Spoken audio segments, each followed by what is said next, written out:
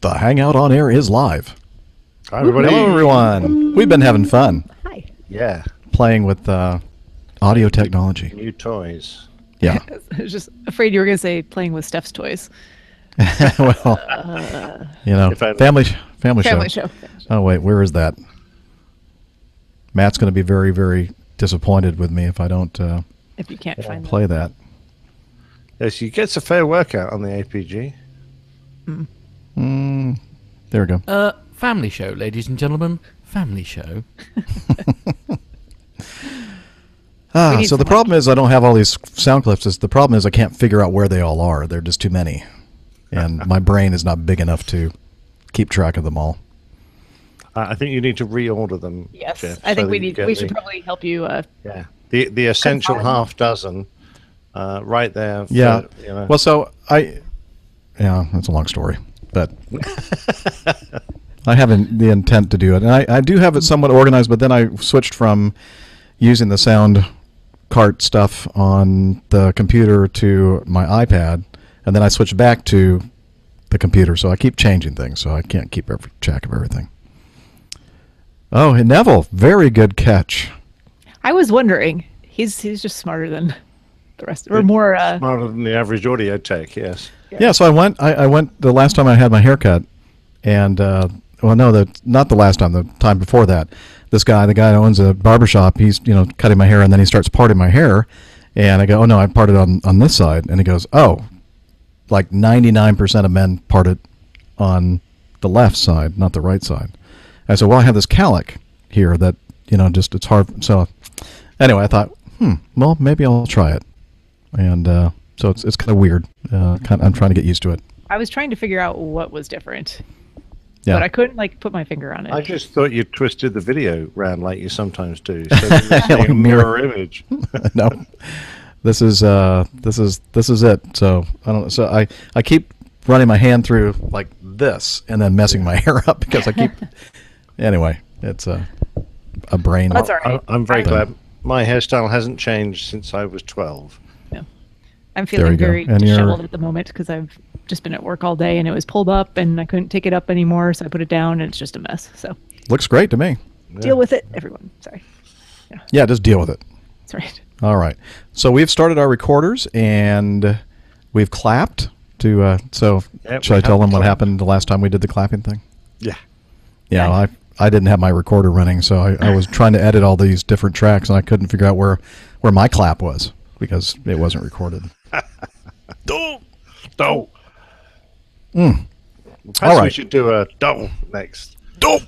Yeah. I'm sure I can easily get that sound effect. Okay. Let's see. We have the recorders running, and let me get the Evernote page up. Oh, and by the way, I've admitted to Dr. Steph and Captain. Would you prefer to be referred to as Captain Steph, Dr. Steph? No. Okay, I didn't think so. I thought somebody sent some kind of feedback in, and maybe that's something we haven't done yet. They said, shouldn't she be just Captain Steph too? I'm thinking, well, what's wrong with Dr. Steph? I like Dr. Steph. Dr. Steph has a nice ring to it. I've gotten used to it. You can't change it now. You spent all that time at university getting right. Right. I spent a lot of money on that title. Yep. Okay. You can call me squadron leader if you like. Squadron leader? Yeah. I kind of like that. Okay. I'm going to get confused with all these different... No, you can't. Okay. But it's still on my driving license, which worries me, even though I've told DVLA like half a dozen times that I'm retired, I'm not that anymore. They still put it on. Buggers. Really? Boogers? Buggers. I'm trying to... Boogers. What would you say? What would the Brits say? Booger. I don't know. Not really. No. We'd say, you bugger. There you go. Bugger. Yes. Got it. Okay. Okay. Here we go. Main man Micah says, Jeff, you're high on your mic and over-modulating. Oh, really? I'm high on my mic. All right. Well, let me turn it down a little bit then. Is that better? Well, he's just a bit quieter to me. It was main man Micah saying, so I guess we'll have to wait for him. I can hold the... probably because my volume in my headset is a little bit lower because Nick was picking up some of his output No, I through think my... I've worked out what that was, Jeff. Oh, wasn't that? Yeah, no, I had the Hangouts window open, and I think I was getting a bit of feedback from that. Oh. You were blaming it on me. Well, that's the only thing I could think of. I didn't see the tab. Yeah. It opened itself. I see. All Okay. by itself, just mysteriously opened. Yes. All right. So is that... okay, they're saying better. Better. Yeah, that does sound better. Okay. Good. All right, MBF. Family show.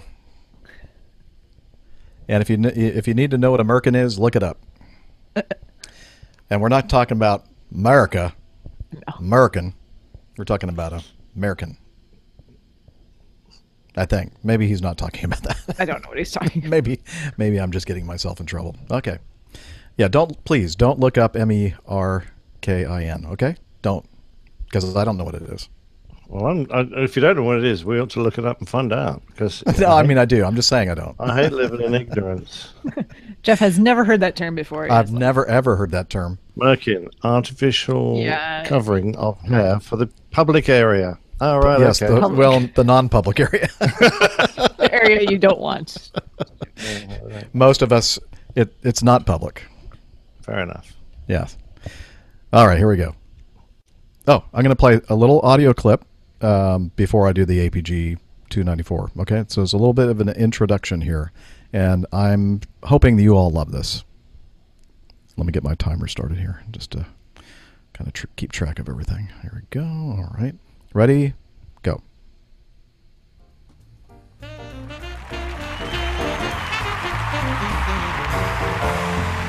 Ladies and gentlemen, hello, hi, wow. Thanks for joining us. Very warm welcome. Thank you. Please sit down. Boy, what an exciting show this evening. A special show live from our studio. The stars of the Airline Pilot Guys show, APG, Captain Jeff and his crew. Ed, have you heard of these guys? No? Haven't heard of them? You probably don't get out much more, do you, after the divorce? No? Okay, well, anyways, listen, fantastic program, really creative producers. I absolutely love it. It's everything aviation, news, events, interviews. They're not as good as mine, but that's okay. It's their show. They can do whatever they want, I suppose. Ed, can I tell you something, though? I've got to tell you, I have always enjoyed flying, but I am equally amazed at how they know how to fly those things. Poor Captain Jeff, though.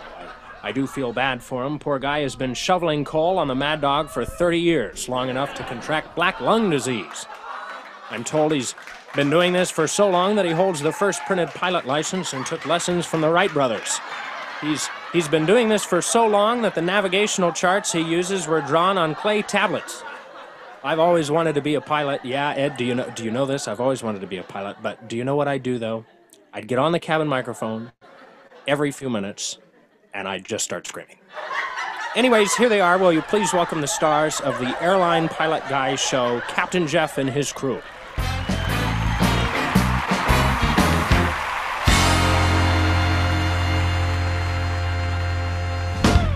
Airline Pilot Guy, episode 294. Flight 209er, you are cleared for takeoff. Roger.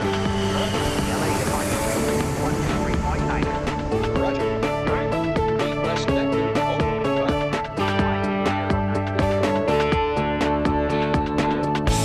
Hello, you're listening to the Airline Pilot Guy show, the view from our side of the cockpit door. I'm Captain Jeff, your host, broadcasting live from Studio 310 in the Crown Plaza Hotel in downtown Syracuse, New York. In today's episode, a couple drone incidents. We have some CPDLC action. Horizon pilots not very happy with their management. More news, your feedback, and the latest Plain Tales installment, The 49ers, Part 1. So get all settled in. Tray tables and seatbacks in their upright and locked positions. Electronic devices powered on. Flight 294 is ready for pushback. Hello, everyone, and welcome to the Airline Pilot Guy Show. It's an aviation podcast, but mostly it's just a place where fellow av geeks like to hang around or hang out with each other each week to talk about stuff in aviation news and answer some questions about aviation, and then just joke around and have fun. And helping me do that, Doctor? We have a doctor here. Doctor? Doctor? Doctor? Doctor? Doctor? A marathon runner. A skydiver. Doctor? A commercial multi-engine instrument-rated pilot. Dr. Steph. Hello, Jeff. Great to be back. I was just wondering how many episodes it's been since I've seen you guys, and I've lost track. And I apologize for that, but really excited to be back this week. Looking forward to a great show today. I'm all done with my marathon running for the year, kind of. Like I have a half marathon next month, but we won't get into that. It's That's not important. nothing. We're here for aviation and fun and beer, right? That is, well, yeah. Okay. For most of us. All right. Great to see you again, Steph. We missed you. And, oh, little heavy crackle on my mic just then. Oh, I'll have to be careful about that.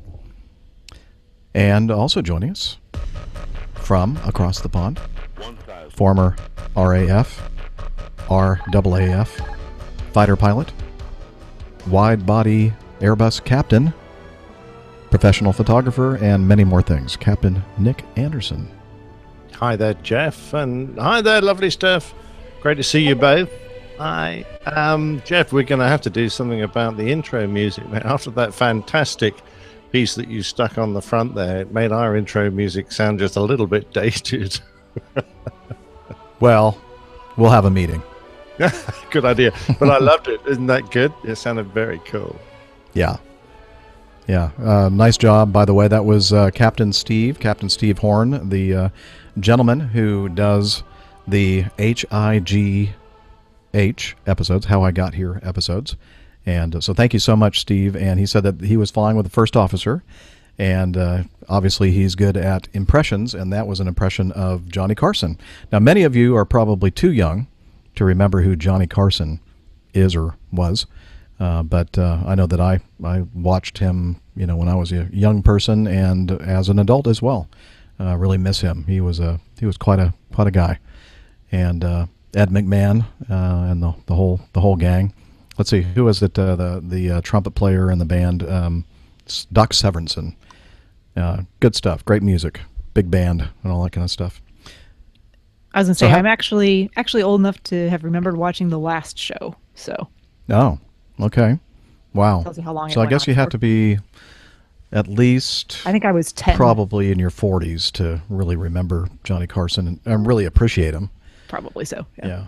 But I remember my parents watching, the show when I was a kid, and then I started watching it myself. But is my mic still cracking? No, it's not cracking. It sounds fine. Your implosions are occasional. Oh, the plosives. Is that what you're talking about? Yeah. Okay. No. You had a definite crackle as you got a bit intense, and then you cut out for a second. But no, just getting a few P's now. Okay. Well, that's probably just what you're getting on the Hangout, and not what we're recording, which is good. Hopefully not. Okay, so I'll just hold it like this, like I'm eating a drumstick. Now it's crackling again. Yeah, I know. I did that on purpose. Okay, you know what? Screw it. Hang on. Yeah, use the. Probably a better idea.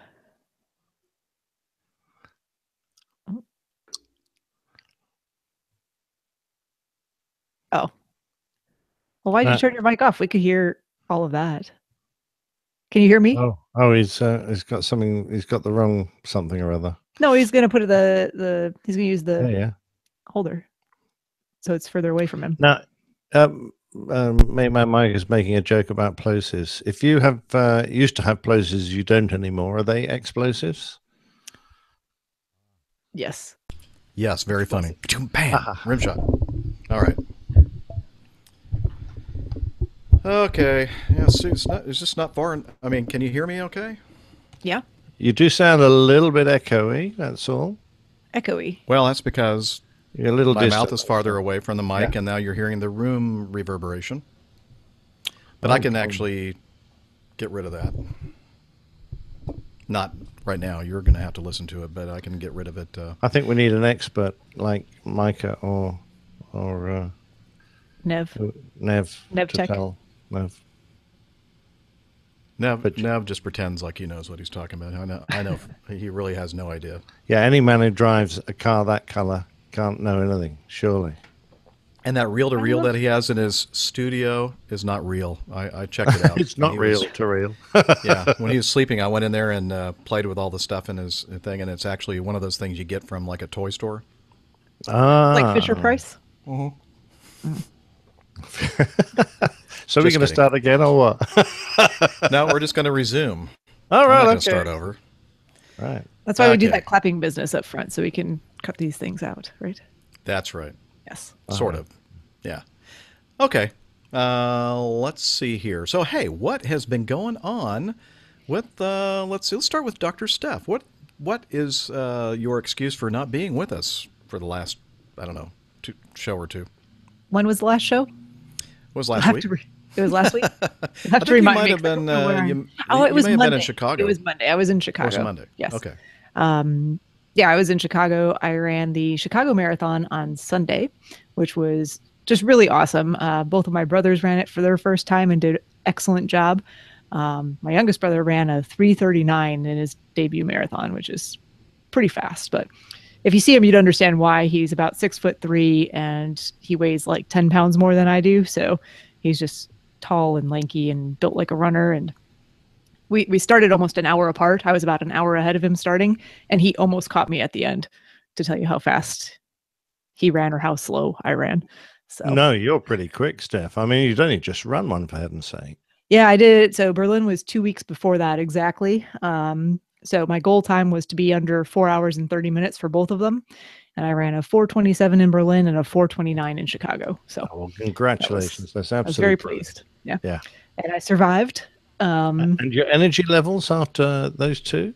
I mean, Yeah, I mean, I've been good. a lot you know, of getting chicken back to- nuggets. There's been a few episodes of Chicken McNuggets. Nothing crazy. So, Excellent. yeah. No, just getting back into the swing of things at work. Work has been exceptionally busy the past 2 weeks, and it doesn't really even have that much to do with me taking some time off. It's just we're getting into our busy time of year. You know, here in the U.S. at least, everyone or many people have met their deductibles on their insurance, and now's the time of year they want to do elective things, which the procedures I do are elective things. So everyone now needs to be in before December 31st, and it is October 18th. So it's not a whole lot of time, and it just gets really busy. And there's some other administrative stuff that I've been put in charge of recently that I'm not a huge fan of, but happy to step up and do my part there. But it just is eating away at my time to do other things. So I don't know.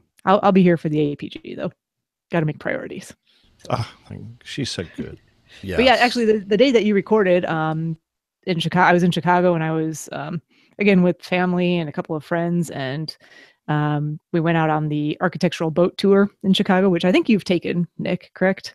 Yeah. I've spent quite a few layovers in Chicago. I love it. So I've taken Didn't that. Dana say that he? I think Dana took that Dana's tour. taken I it. think he was the I've last taken one it to talk many about times, but Yeah. I always love doing it because you always get a slightly different history from whoever the tour guide is. So you learn different things about different parts of the That's city because and they all different just buildings. make it up, Steph. I'm pretty sure. I'm pretty sure. But it was a gorgeous day. I mean, it was probably pushing almost 80 degrees, sunny, not a cloud in the sky. It was just spectacular. So really nice day in Chicago. Good food, as always. And yeah, so that's mostly what I've been up to. So, Excellent. Anything else? one other thing, but I'm going to hold off on telling that story for the moment. So I Okay. think some people in the chat room know about it, but I just want to make sure all the loose ends that might be related to it are tied up, and a little teaser for the future. And I promise to tell the story. Okay. Very good. Very good. Captain Nick, how about yourself? You let's see. Last time we were together, when you were on layover in Atlanta, have you been out anywhere else since then? Yeah, so I came home from Atlanta. Let's see, it was Tuesday last week. I had a couple of days without being vulnerable for another call out, which is sort of the minimum amount of rest. And then I went back on my call period Friday last week, and they left me alone for the first day. And then they said they called me out just before I completed my call session. and said, no, don't worry, Nick. You don't have to come rushing to the airport. We're just telling you that tomorrow we're going to give you a New York, but it's in the evening, so we couldn't call you out for it since you're on a morning call period. We just want you to pitch up to work and fly to JFK on the flight that leaves, I don't know, it's about 5 o'clock or something in the evening UK time. So that gets into JFK quite late. And the weather at JFK was forecast to be a bit iffy. So I elected to fly out. And then I obviously hadn't been keeping track of these storms that have been coming across the Atlantic that you guys are dispatching to us at regular intervals. Thank you very much indeed. You can keep them your side of the Atlantic. You're welcome. We don't want them anymore. Yeah, we have to give you our leftovers. You're they didn't originate over here. Yeah, they started somewhere off the coast of Africa. That's true. That's true. Well, when you've done with them, you seem to send them our way. Anyway, my first officer obviously did, and on the way home, he was saying, that storm, it's got a name now, and it's pitching up in the UK. Luckily, we had plenty of fuel for it, and it didn't turn out to be as bad as we expected. So that was good. And then since then, I've had days off. The day I landed, Cap Nell dropped by, which was very nice. He's busy doing interviews, so he's obviously got some job offers, and he was at Gatwick. Now he was just popping by on the way back up to his house in Wales. So I had a couple of hours sleep, and then we had, as you can imagine, quite a lovely evening, knocking back some very nice West Australian Margaret River Cabernet Sauvignon. And then went to bed with a headache and woke up feeling like I hadn't actually been to bed for 2 days, and I had a hangover. Say goodbye to Al, and then tried to sleep for the last 2 days. I'm not quite recovered yet. Well, that's awesome. I'm glad to hear that Al is doing well. Thinking about him a lot, and certainly send him our best wishes if you talk to him again. Yeah, I'm sure he will update us as to exactly what's been going on, but I don't want to preempt anything because he's got lots of options, and I'm sure he'll be thinking hard about them. Good. But he has options, so that's great. And tomorrow I go back on call, so again I could be pitching up anywhere in the states that we go to tomorrow or the next day. And then I've luckily got some time off, so looking forward to that because I need a bit of a few good nights sleep. And I think I haven't quite got rid of this cold yet. I can't believe it. It's still coming back. So I need to perhaps get rid of that completely. Excellent. Well, speaking of people that we know from the UK, of course, Nick got together for the last show, but just... what was it, 2 nights ago, I got to meet up with Pilot Pip and Jen Niffer and Pilot Pip's training partner, Tim, and Paul Verhagen, an APG listener from the Cincinnati area. He drove all the way from Cincinnati to Columbus, Ohio, for a quick little meetup at Barley's Tap Room, and I have some audio from that, so let's take a listen. Hey there, we're at Barley's Tap Room. Barley's Brew House. There we go. Columbus, Ohio. And I'm meeting up with a distinguished cast of characters here. Most of you listening to the show have heard of this young lady sitting next to me. She does a wonderful blog, and a blob. Tales from the Terminal, right? And it's, of course, the inimitable Jen Niffer. Hello, everyone. Yeah, we are here having some beer, but shh, don't say anything because Jeff's not supposed to be having. I'm going to start it tomorrow. Okay, he's starting it tomorrow. But yeah, we've been having a good time, nice conversation, and I'm going to go ahead and pass it on. You know this person. Hey gang, Pip here. Having fun here. It's nice to see Jeff and the gang and Jen and everyone else. So I'm here with my colleague Tim over here. I don't know if Tim's going to say anything in a second. He's shaking his head. He's saying no. Well, Tim and I are here doing our new racing on the new jet, and we're having a good time so far. I went to the Dayton Air Museum the other day with Jen. She was good enough to show me around there. It was a lot of fun. And yeah, it's nice to take some time off the training and come and have dinner and geek out a bit. So thanks very much. My name is Paul Verhagen. I drove up from my neck of the woods in southwest Ohio on the invitation of the captain here, and I'm just being the proverbial fly on the wall and listening to all this awesome conversation, and I'm very grateful. And also, thanks for paying for dinner. You're certainly welcome. It's all our pleasure. It's always nice meeting people out there in the community, listeners, faithful listeners to the show, and he is so faithful. He actually drove all the way from Cincinnati. We're in Columbus, Ohio. Now, Cincinnati and Columbus, you know, it's 2-hour drive. I mean, that's some, I don't know, what's the word? That's commitment. That's the word I was looking for. Or committed? Well, no, I'm committed. I should be committed. Anyway, so yeah, we had a great time here. Just a nice small meetup here at Barley's. Great food, great drink, and great conversation. That's it. Bye. Bye. So anyway, we had a great time, and let's see. Also had a little mini meetup right before the show. Got into Syracuse. Actually, yesterday ended up in Memphis. No meetups, but today in Syracuse, I got in before noon and met up with a gentleman who lives here in Syracuse, and we had lunch together. So a little snippet here. Hey, I am in Syracuse, New York. I just got back from an awesome lunch with someone who is part of our APG community. Tell us who you are and what you do. My name is Glenn LeCompte, and live here in Syracuse, New York. I'm a mechanical engineer. I work as a building systems engineer here locally in Syracuse. He saw that I was going to be in Syracuse and said, hey, let's get together next week or whenever. I don't know exactly it is when you contacted me. And I said, yeah, great. I said, the only thing is that we may be recording our episode this week. And I thought probably not, but just in case, I thought I'd throw that out there. And then, sure enough, that's what we're going to do. We're going to do that today in, I don't know, just a couple hours from now. And I said, but hey, I get in pretty early. Why don't we do lunch?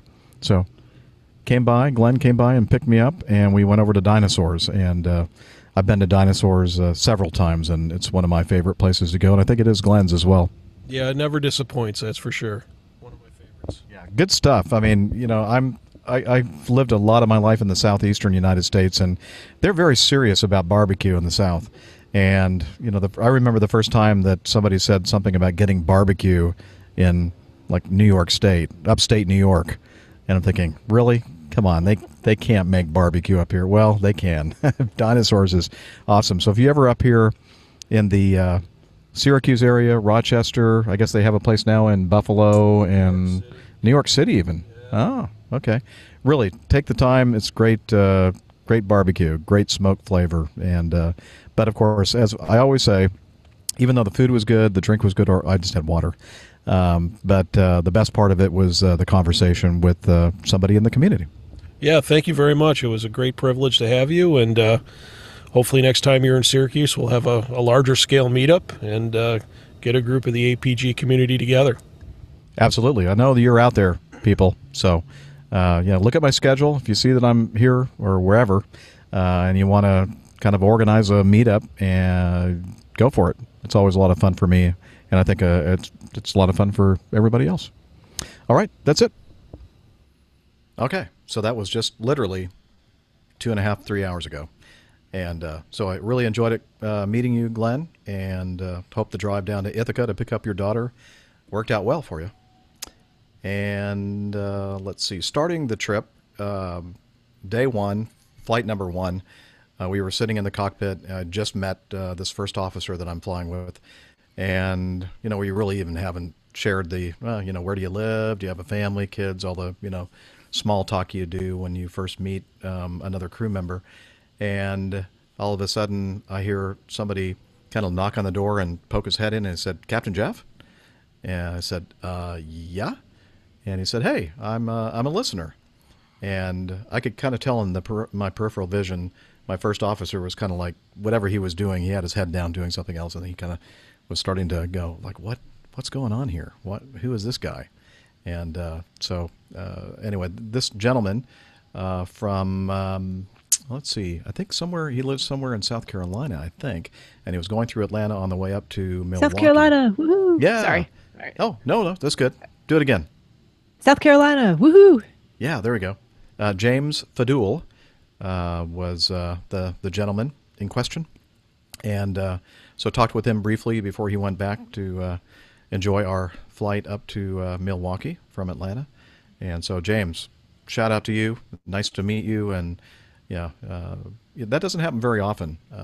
People that actually recognize me or my voice on the airplane. But I'm glad that you noticed. My coat was hanging just inside the door of the cockpit, and my name tag, my ID card, was there. And he saw, Captain Jeff Nielsen, and then saw the picture, and he goes, "I think that's the dude that does that really awful aviation show." No, I'm that dude. You're the one. Oh yeah, the good one, Captain Nick. Yes. No beard. Although James had a nice beard. Anyway, so, and then of course after he walked back, the guy's looking at me like, "Okay, so what just happened there?" So I had to do the whole explaining of the show, and anyway, so I thought that was kind of cool. And then finally, in my little bit of stuff here at the beginning of the show, Nick Rizzo, when we had a meet up in San Antonio a few weeks back, he was one of the APG community members there, and you'll probably remember us talking about that in the recording. And he does something called Just the Tip, and it's part of the X-Planes Junkies, and he recorded some videos, and we'll put a link in the show notes so you can follow him and his great videos on YouTube and his YouTube channel. And one of the expanded videos that he put out there was this one that I'm going to play a little excerpt of, and you'll see why here in a second. So I'm planted that one kind of firm. He just landed. Gillespie County, Warrior 65 Charlie, clear, 1-4, Gillespie. So a little firmer than I like, but it was on the center line. It took me a split second to get that directional control down because of that firm. There's no bounce though, so it wasn't too firm. And but anyways, a lot to learn on every landing. That was without a doubt a challenging landing. I think for most people that would have been hard to stick that one. Unless, of course, you're Captain Jeff, and then, All right. Thank you for that. People watching his YouTube channel are probably going, "Who? What is he talking about?" Love Captain it. Jeff. That's okay. Quick Google search, they'll know all about us. Yeah, right. Anyway, so thank you, Nick, for that. Appreciate that. But I probably would have, pounced it on as well. All right. That's all I have for the intro portion of the show. You guys have anything else before we move on to the Coffee Fund? Oh, just a quick mention of the APG UK meetup at Goodwood, the Goodwood Aerodrome in the south of England, not far from Chichester. We'll be at the Goodwood Flying Club Cafe. I think that's where it'll be happening. I'll be down there from lunchtime onwards. It's Sunday the 29th of this month. So hoping the weather's good. And I'm looking very much forward to meeting Richard Adams, who's going to come down there in the morning, pick me up in his Cessna 172 and take me for a tour of the Isle of Wight, which sounds fabulous. So once we land, I'll be kicking around waiting to meet everyone. I know PT UK is coming down, so we're going to fight for interviews, I think, while we're down there with them and try and get a bit of a chit chat going. So hopefully we'll have something for you. Probably not next show because we'll have one more show between now and then, the show after. I looked up at the calendar and it says summertime ends UK. on It does. October 29th. That's right. So the timing will What? probably, I think it ends at the end of that day. I think that's the day. Oh. You guys Well, are still in no, summer? no. Yeah, we are. Actually, I think, to tell the truth, I think it ends at 2 a.m. probably on Sunday morning. So everyone that has forgotten to move their watches will probably be either an hour late or early. Don't ask me which, but I think we fall back, don't we? Clocks go back. Oh, you're talking about this. You're talking about the time zone. Okay. Yeah, we I go thought back You guys to were still Zulu. thinking you were in the summer. Well, we try and imagine that, Jeff, but it's definitely not summer anymore. Okay. Oh, you know what? Since you mentioned the Goodwood meetup, I thought, wait a minute. I think there's something else that I'm supposed to talk about and play. And sure enough, sorry, Dave, he sent this to me, a little bit of audio about an upcoming meetup in Atlanta. Hello, APG community members. This is David Abbey, and I'm leaving this message to invite anyone who's in the Atlanta area on October 27th. We will be having an APG meetup at the Manchester Arms Pub and Restaurant, which is on Virginia Avenue, specifically 1705 Virginia Avenue in the College Park section.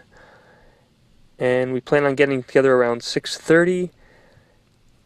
And I know Captain Jeff and Dispatcher Mike plan on attending. So if you'd like to come, please get in contact with Captain Jeff at Airline Pilot Guy, or you can send me a tweet at David Abbey, DavidAbbey. Hope to see many of you there. Take care. All right. Thank you, Dave. Look forward to seeing you when you're down in Atlanta at Manchester Arms Restaurant and Pub. All right. So now I think that really is everything. And let's move on to the Coffee Fund. Vamp, vamp, vamp, vamp.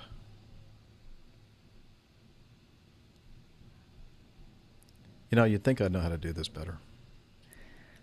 No, every time it's like the first time. Yeah. Here we go.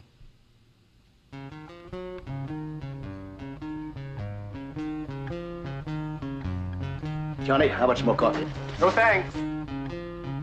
I love coffee, I love tea. I love the Java Jive and it loves me. Coffee and tea and the Java and me. A cup, a cup, a cup, a cup, a cup.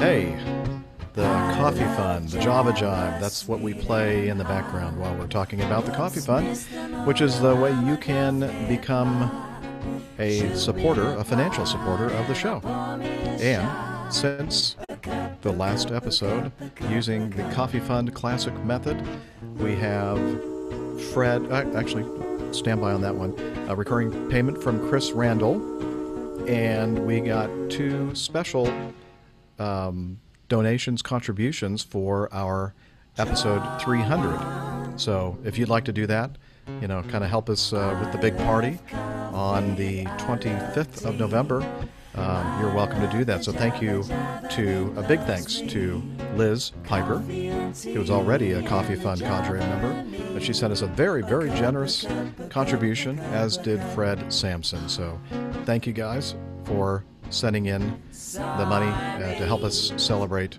the 300th episode.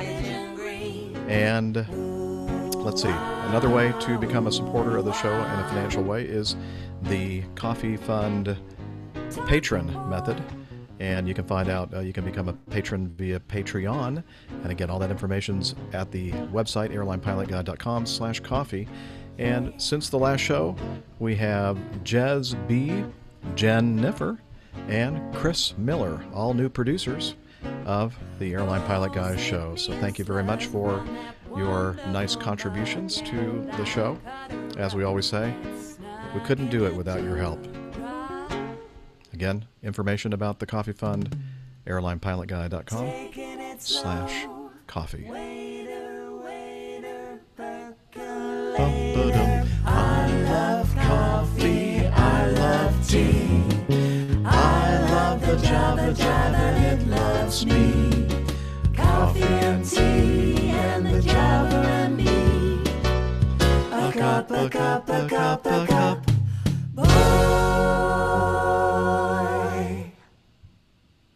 And now, only on the video, we are going to recognize the folks that are in the Coffee Fun Cadre top 3 tiers. And I'm going to put some music in the background, a little bit different, but it is coffee related. Yeah, yeah, yeah, yeah, yeah.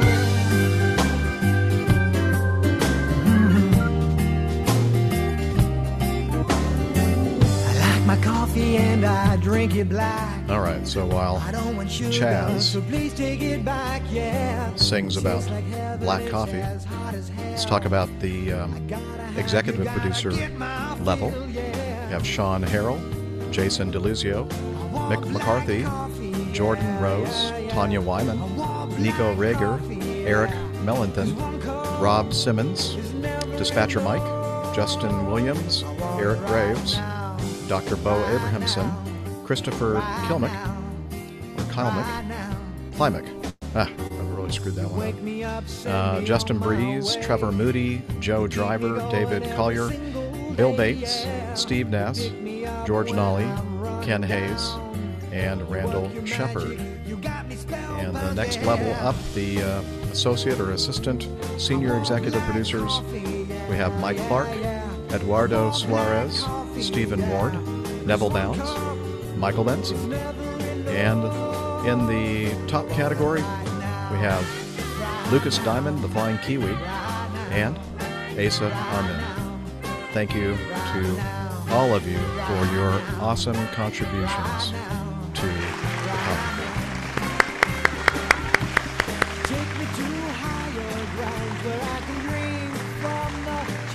I like that. That's what they used to call pod-safe music that I downloaded quite some time ago. Okay, that's enough. Stop. Oh, that wasn't a very kind quick... of abrupt. Slammed the door on that. Did you like that nice fade out there? Yeah, real smooth. You're such a pro, Jeff. I know. It's pretty amazing, isn't it? All those years of practice. Yeah, you'd think, as I say, you'd think by now I'd know how to do this, but you'd be wrong. Okay. Well, you know what that means. It's time now for the news.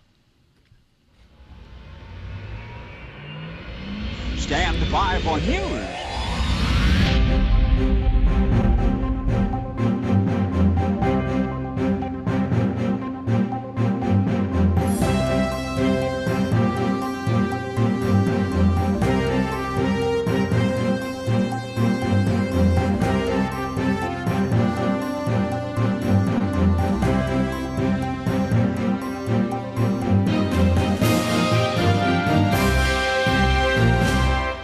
Well, first off, this in the news folder, and the reason why I thought this was an interesting article is because of Captain Nick's recent plain tales regarding the this incident in Uruguay, the plane crash of the it was a rugby team, right? That's exactly right. Yeah. Yeah. And so it was going to be, well, let me read this. It's probably easier to do it this way. A plane carrying 2 people taking part in a memorial event to mark the 1972 Andes air disaster has crashed in Uruguay, killing one of them. The light Piper aircraft crashed in the sea during a beachside anniversary barbecue near Montevideo on Sunday. The passenger's body was found in the water on Monday. The pilot survived. And so it goes on to talk about the 72 disaster. A plane carrying an Uruguayan rugby team crashed in the Andes. The survivors were forced to eat those who had been killed in the crash. And if you're interested in learning more about that, go back a few episodes to the Plain Tales episode, and soon the exclusive Plain Tales feed, and you can listen to that story told so well by Captain Nick. Yeah, isn't it tragic, though, Jeff, that they're there to celebrate their survival, and yet they have this dreadful accident and someone dies right there on the beach at the barbecue. I can't think of anything worse for them all. No. Haven't they suffered enough in their lives? But I have to say that these, I won't say it's an impromptu, but it's perhaps not as well thought out, a sort of flying tribute. It's often the occasion when these hit mishaps occur. So, sometimes it's not appropriate unless you get a professional doing it. It can be exactly what happened. It could be a disaster. Yeah. I mean, they didn't mention anything about who the pilot was, but was that a Piper Cub? I think so. Yeah, it looks like a Um, J3 Cup. Yeah. But I guess the passenger was one of the doctors for the Chilean rugby team. So not the one that was involved in the crash. So I'm not sure how that plays in, but anyway. Yeah, he had worked as a doctor to the Chilean rugby team. Yeah. Okay. I don't know exactly what his connection was, but apparently there was one. Sure. I'm sure there was, yeah. Makes it even more sad. Yeah. So, yeah. Absolutely. Absolutely. Yeah, it's a tragic waste as well. Mm-hmm. Yes. All right, moving on. We're going green. We're going green. We're gonna take care of the earth. We're going green.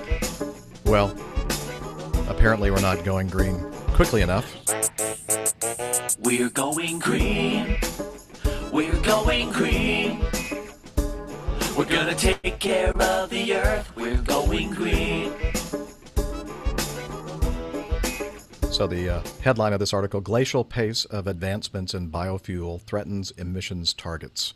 With efficiency gains from airframe and engine technology improvements considered insufficient to meet the International Air Transportation Association's IATA 2050 emissions reduction target, the only conceivable way to do so is through the widespread use of biofuels. But concerns over the speed at which sustainable aviation fuels can be certified and supply sufficiently produced leave a question mark over whether the industry will be able to have H-A-L-V-E, its carbon dioxide CO2 emissions in the next 33 years. And so I think one of the people with the big concern is somebody who happens to be a company or working for managing director of fuels at Fulcrum Bioenergy. So there's probably some interest in accelerating the development of biofuels and its use in the airline industry because that's what his company does. But apparently, there's no way that they're going to get even close to meeting the goals, the cutbacks in CO2 emissions with the slow pace of developing these biofuels. So more about it in the article here. Anything you guys want to say about that? No, they've trialed quite a few different types of fuels on various airlines, and they always make a big splash in the headlines, and then it kind of all goes quiet because they think they've worked the practicalities or got the costs down enough yet for them to really go on mainline. So I guess it'll be a matter of time, but it seems to be taking a while, doesn't it? Well, I think it's probably one of those things that, necessity is going to drive more than just having standards and benchmarks and targets. That's all well and good, but as long as there's more economical alternatives available with the fuels that we have been using, it might be difficult to speed up that process. And you see that not just in aviation, but across the board when it comes to renewable energy sources. But I think we're doing a better job. It's just, as the article says, slow. Yeah, just not fast enough. Somebody needs to light a fire. Well, no, don't light a fire. Never mind. Flammable substances. Anyway, so yeah, they were saying that the projection of the global air transport traffic growing 4 to 5% a year by 2050, the sector could be 4 times the size it was in 2005. So they're saying here that would leave a significant gap to be filled by biofuels. My favorite biofuel, by the way, is the fuel that smells like French fries. Yes. Love French fries. Of course, the other way to force everyone into it would be to put more stringent CO2 caps on our ability to fly, so that people have to use a proportion of this type of fuel in there to cut their CO2 emissions. Not that the actual burning the fuel doesn't, but it's better than just digging it out of the ground and burning it, I guess. Sure. Well, I think there's, like you said, I think there's going to have to be financial motivation. So yeah, but to do that, penalties involved or alternative sources become too expensive.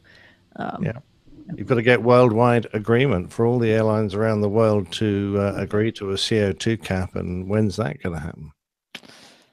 Sadly, I don't think anytime soon. No. I say, what's the hurry? Let's just chill and start riding on like sailboats across the oceans. I mean, really, what's the hurry? Enjoy life. Enjoy the Smell journey, roses. right? Yeah, exactly. And start riding horseback. There are ways to fix this problem. Yeah, and in how many days? 700 and I've forgotten now. You're going to do your part, aren't you? 694 was the last one I think I saw. Yeah, it's bound to be something like 690 now. I would have thought. Let me have a quick check. 690 today. Woohoo! 690. I won't care anymore. I think you're going to meet the deadline. You're good. Yeah. You're good. Excellent. All right, moving on. Pilots at Horizon Air, the Portland, Oregon-based regional subsidiary of Seattle-based Alaska Air Group, have publicly blamed Alaska management for service cuts and aircraft deferrals. In a public letter published as a full-page ad in the Seattle Times, the Executive Committee of Teamsters Local 1224, the Portland affiliate of the International Brotherhood of Teamsters Union, representing Horizon's pilots, said the pilot shortage Alaska management has cited for preemptively canceling hundreds of Horizon flights and deferring deliveries of the Embraer E-175 aircraft is not the full story.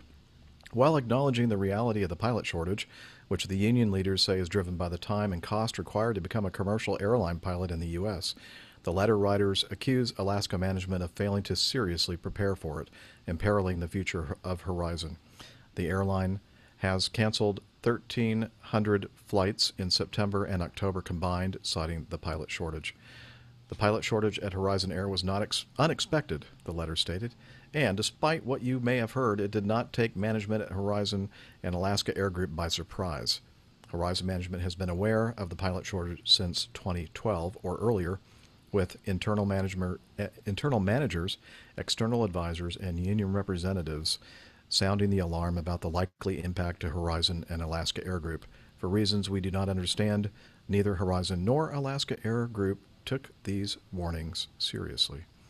And I can kind of understand their frustration because, I mean, how many, from day one on this show, we've been talking about the pending shortage of pilots, qualified pilots to fly, and seemingly watching the airlines not really do anything about it and continue to pay pitiful, wages to the regional pilots. And then finally, that within just the last few months to a year, we're seeing a little change in that they're realizing, oh, maybe we need to pay these guys and gals a little bit more money and give them better benefits so that we can attract some qualified people to fly these airplanes. So maybe they were just planning on the airplanes that fly themselves, becoming a reality by now, and they didn't think they needed to worry about it. I don't know. Well, I think they've just been very late getting their conditions of service and the wages, and they've just been sticking to that old economic model that has served them so well, and they're hating the prospect of having to spend more money and actually start recruiting and training guys. And of course, it's catching everybody out now. And I know one of the problems is that these carriers compete against each other to provide the lowest cost for the mainline carriers, so that they'll use them to do their feeding.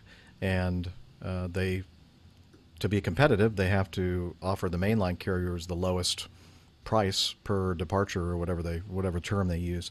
And so finally they just came to the point where they couldn't lower it anymore, and they're realizing we can't actually operate these airplanes anymore, these flights, because we can't find people to fly the airplanes. And it's interesting, though. I thought, and correct me if I'm wrong here, isn't Horizon a wholly owned subsidiary of Alaska? Yeah, I think so. And I think in other cases where, just from what I've heard from people who were looking for jobs within the past 2 years at regional carriers, the airlines that were wholly owned subsidiaries had the best package deals in terms of compensation and benefits and whatnot, as opposed to some of the other regionals that were doing more of the competing or flying for different mainline carriers. And so a lot of them ended up going with those, at least a lot of the people that I knew personally. So I'm just speaking from personal experience because it was a better deal.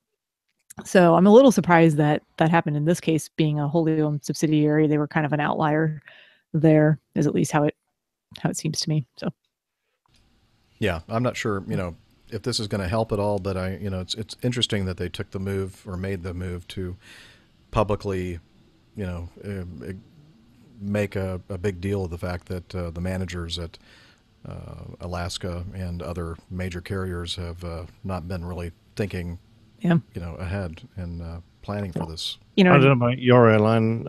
All the airlines in Australia, other than my own, but our managers turn over relatively quickly. I don't know many guys that have been in high positions in airlines for, say, more than 5 years or so.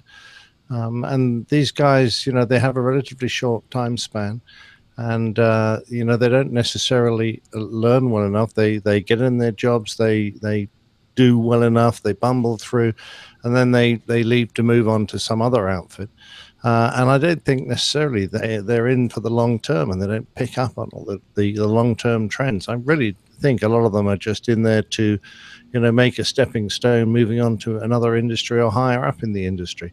And I really sometimes wonder how well they're doing their jobs.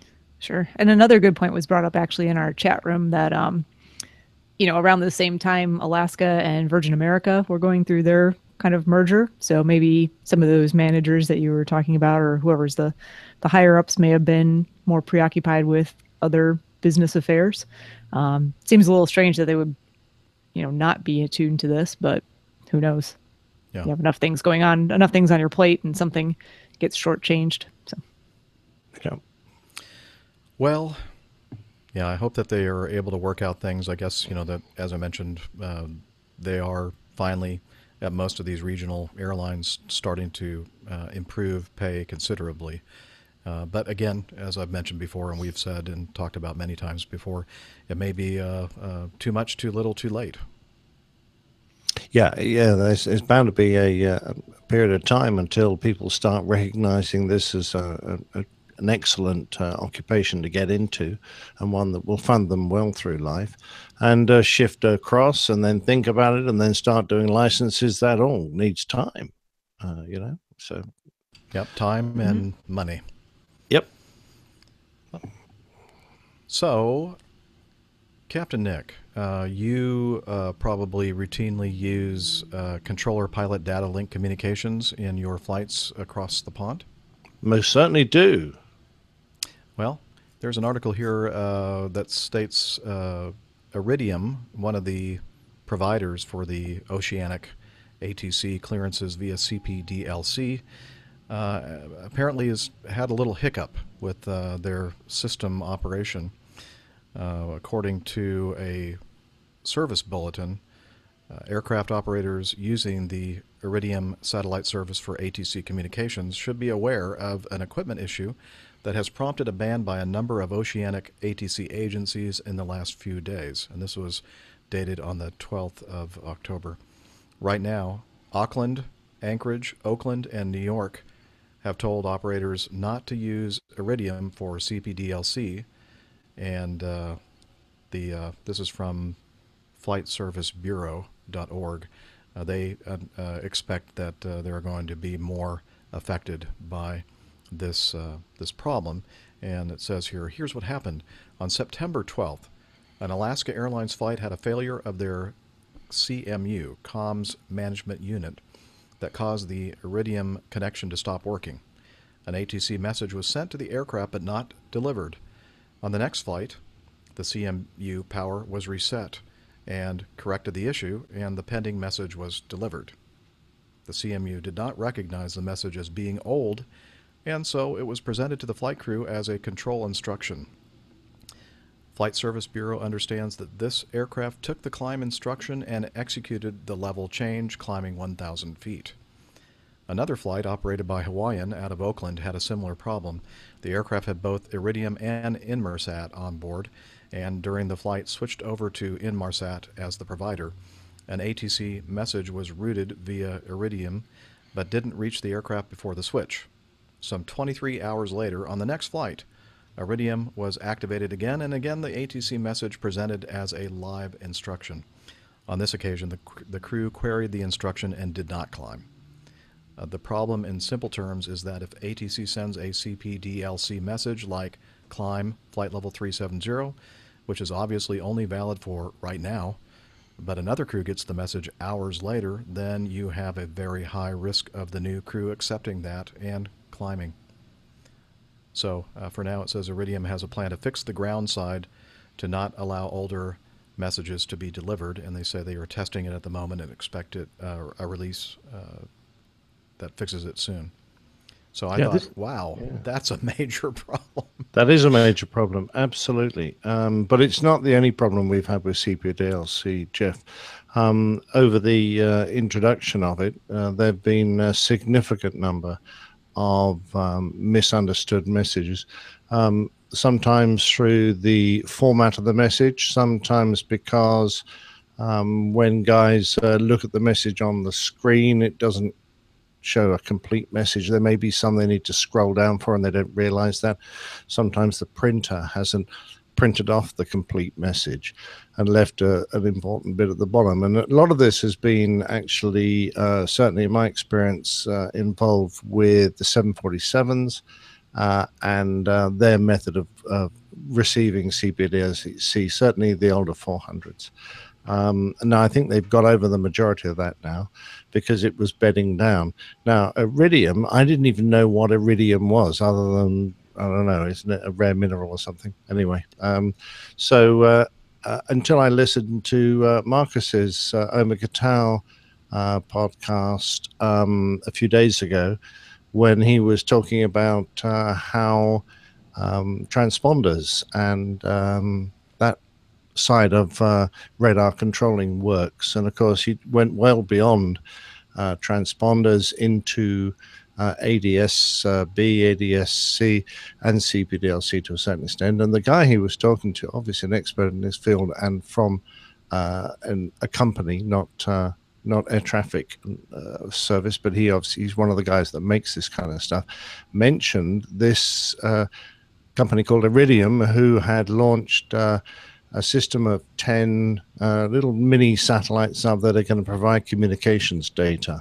And it's the first time I'd ever heard of them because, quite honestly, in the day-to-day running of CPDLC, we don't really choose a company to receive from. All that's done behind the scenes. So I didn't even know. And I was pretty sure when I heard that conversation, I was like, really, I haven't heard of that. Now, I know Inmarsat, and I'm pretty certain our gear is Inmarsat. But if you'd asked me before I said this, who do you receive your CPDLC signal from? Is it Iridium or Inmarsat? I'd have gone, well, I really don't know for sure. And it's quite interesting now. Next time I fly, I'll be asking that question of the engineers. Look, who do we use? Just a matter of interest. And how do I find out when I'm on board the aircraft? Where do I get the information to find out who I'm receiving it from at the time? Because certainly on the displays that we use, it's not obvious. It's not like he comes up going, and your data today is provided by Iridium.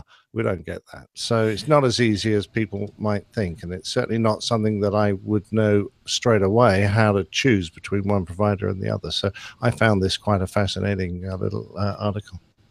I did too.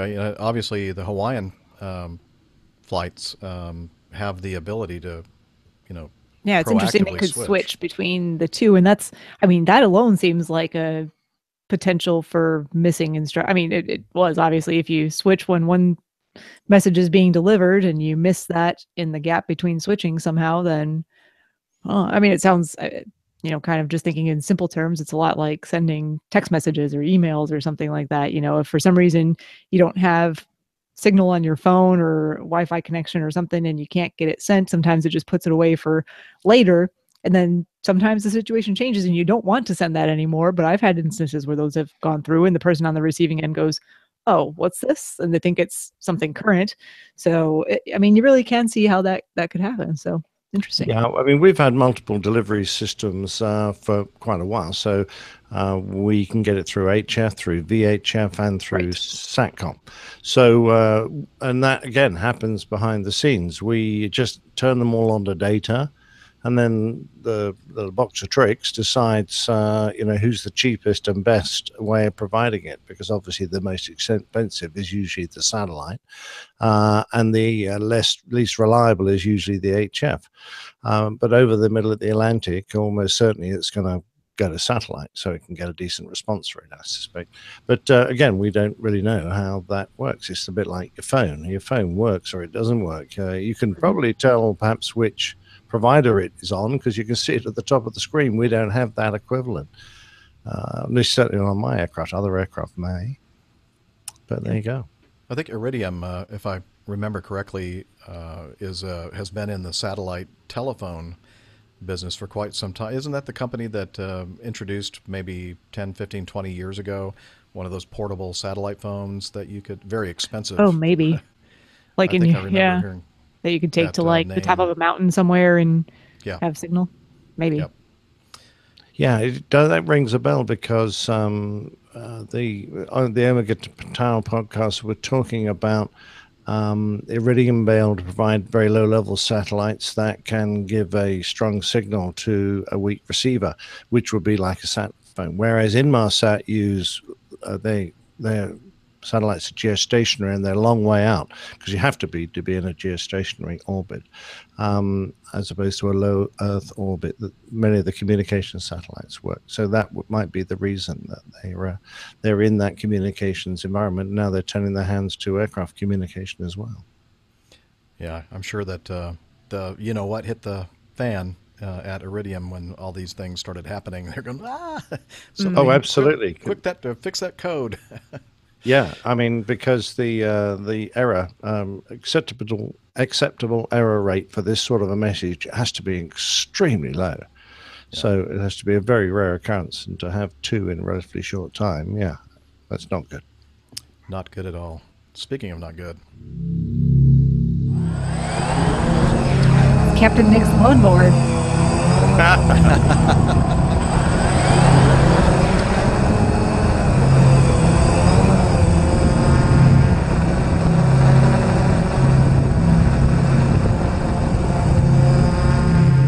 I think they're in my room. Housekeeping. I saw them. Did you in the background? In the background. Housekeeping have come in with the Hoover. So I was thinking it'd be really cool to have that in the actual Evernote note itself, but then I realized that I can't really control the volume and fade it out. I had to wait for it to play out.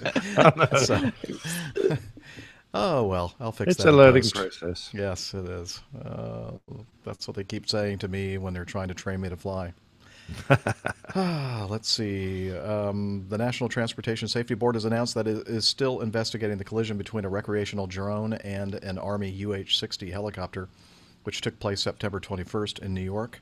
The NTSB is an independent federal... Oh, we know who the NTSB is. While there has been several initially believable reports of drone collisions in the last year, no previous reports have been proven true. Many, in fact, have proven otherwise after further investigation. A widely reported near miss at Heathrow was later determined to have been floating debris like a plastic bag. A report from Australia which showed significant wing damage to a small sport aircraft, initially called a drone collision, was later found to be a collision with a large bat. Yeah, I guess the flying kind. You know, the baseball, not baseball. Not a baseball bat. Someone did hit a home run and then launch their bat off. Woohoo! A very strong person. Yeah. This time, however, hard evidence, including pieces of a DJI drone, were found, and apparently the drone operator has also been located. At approximately 7:20 p.m. September 21st, the drone, or unmanned aerial vehicle, and the helicopter collided. The Army helicopter sustained damage to its main rotor blade, window frame, and transmission deck. A motor and arm from a small drone, identified as a DJI Phantom 4, were recovered from the helicopter. In the following days, investigators were able to identify and subsequently interview the drone operator. The drone operator also provided flight data logs for the incident flight. And they're saying right now it's unclear if any FAA regulations were broken by the drone operator. The NTSB says that investigators are reviewing air traffic control radar data, flight data from the helicopter, the flight data logs provided by the drone operator, and FAA airspace and temporary flight restriction documents. So I guess the drone operators are, the TFRs are applicable to them as well. So somebody's going to... Yes, and, Well, yeah. Mind and you, then there's other regulations for drone operators too, such as, the distance that you have to be away from an airport and height and all of that at which you can fly. So, mind you, there's pretty easy apps out there to display to you where these TFRs and where restrictions are applied to drone flying. So all you do is put one on your phone before you get airborne and check that the area you're standing and intending to fly is not part of that. I'm interesting because I don't know what height these Black Hawks tend to fly at, but in the UK you can fly your drone legally up to 400 feet, as long as you're not in one of those restricted areas. Perhaps there is a possibility for these helicopters to be below 400 feet, as they would be in the UK. I get plenty of Chinooks and Pumas flying around my house at quite low level. If I was flying my drone perfectly legally at 400 feet, I might not necessarily see one of these guys coming and they could take out my drone, which would worry me because that's obviously a problem.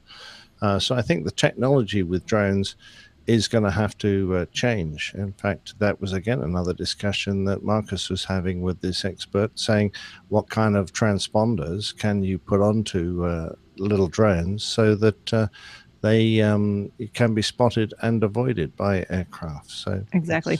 I mean, it makes more sense to do it that way than perhaps the other way around, Yeah, because I think the drones aren't necessarily that maneuverable, whereas an aircraft can climb a couple hundred feet quite quickly. It's got a lot more energy. But it sounds like the drone operator is being very cooperative, and perhaps maybe because he thought he was was operating it in the right. Yeah. So we'll have to wait and see what the final report is on that.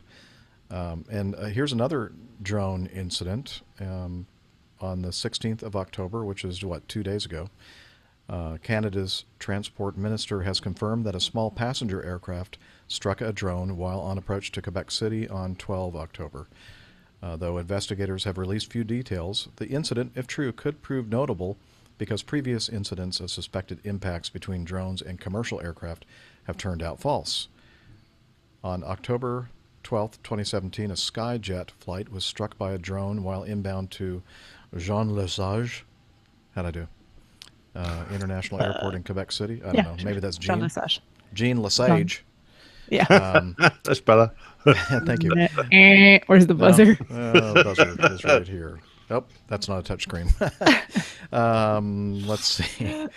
Canadian Transport Minister Marc Garneau says in a statement released by Transport Canada on the 15th of October, "This is the first time a drone has hit a commercial aircraft in Canada, and I am extremely relieved that the aircraft only sustained minor damage and was able to land safely.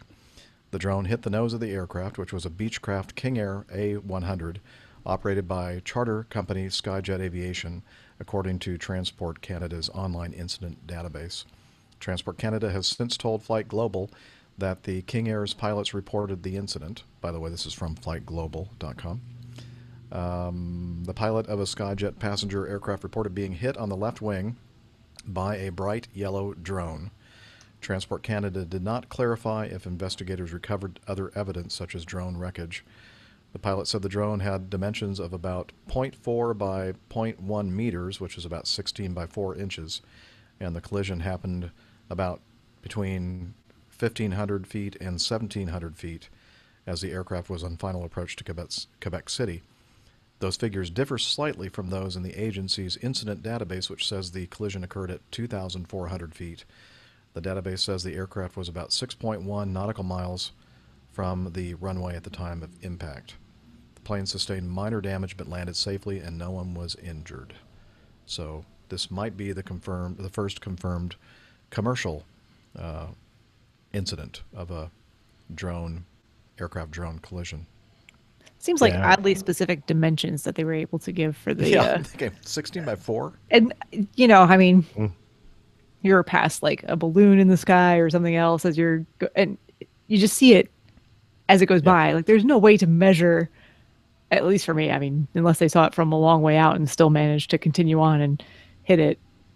That just seems strange. I guess if you've just got to give it a dimension, Yeah, they were you probably just kind really of go, well, I it don't know. was just smaller than half a meter. So what do we put 0.4? Yeah, that'll work. That'll work. Steph, Exactly. don't you know that men are very good at estimating? that's 10 inches. 3 that's inches. six- That's oh, at Yeah. least 3 inches. Yeah. Perfect. Yeah. Bam. Right. Exactly. No, isn't it interesting? We've been going on and on and on about the potential of having drone incidents, and now we've had 2 in a matter of a couple of months. Yep, and I think it's and they're going to the first accelerate. 2. Exactly right. Yep. Finally coming to roost, Yeah. as they say. I mean, how long have we been talking about a long Yeah. potential Yes. for something like this to happen? So when it finally happened, we went, yes. No, we didn't do that. I went, yeah, there it is. Yeah, there it is. Oh, Yeah, well. but I mean, we've only had 2 minor ones so far, with a few scratches and dents and bumps. We're all kind of, we don't want it to happen, but it's going to happen, and one's going to come through a windshield at some point. Yeah. And if it causes an incident, then whoever the drone operators are going to be facing a manslaughter charge, I'm sure. Well, hope it doesn't come to that. Yeah. And this is a very, very recent little article I thought I'd throw in the news folder. It was sent as feedback from 2 of our APGers, one Brett and the other Brian. And they both refer to, as we know, Air Berlin as airlines shutting down. And I guess one of the, if not the last flight, one of the last flights going into Air Berlin, flying into Dusseldorf. The captain did a nice little flyby. Of course, the headline says, "Passengers scream in terror as pilot performs incredibly low stunt." I mean, I was really expecting to see something just amazing in the video, but I mean, it was still, it was pretty cool, but it wasn't really that low. Have these And passengers never watched Top Gun? That's just my question. Like, I probably doesn't even compare. All right. Well, certainly reporters never have. Yes. So here's the and this is from the mirror.co.uk. And this is the pilot performs very dangerous flyby with 200 passengers on board. Let me play a little bit of that audio for you. Now, play. In 1931, Herman But DeVry first, let's- founded a university rooted in technology. Let's have a Today, little commercial. DeVry University continues that spirit of innovation, infusing tech in all we teach. DeVry University, forever forward. This episode brought to you by DeVry University. Was macht die?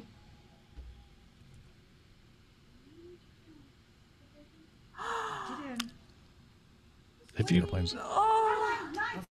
Was macht die? Der startet durch. Have you tuned your television to a dodgy channel? Der winkt. That was a screaming in terror, I guess. Now this is the actual control tower. Ja, hier spricht der Kapitän. And then they put. Darf ich Sie für einen Moment um Ihre Aufmerksamkeit? Okay, I'm going to stop this one. This is a YouTube video from the tower cab at Dusseldorf, and you can hear clapping as they're coming into land. And then somebody decided to overlay that with some audio on board the airplane of the captain making a PA. And the first one, of course, is in German. And then at some point he starts the same PA in English, and then it just gets cut off. So let me play the actual YouTube video. Again, this is from the vantage point of the tower cab at Dusseldorf. I don't think that they were terrified, actually. We'll take a listen here. Kind of quiet up there. It's on short final. Landing lights on. Looks like a beautiful day in Dusseldorf. I think that's what he just said, too. I really don't know. Okay. Your German is excellent. Thank you. Coming in over the approach end. Oh, terror. Oh, wait, no, they're laughing.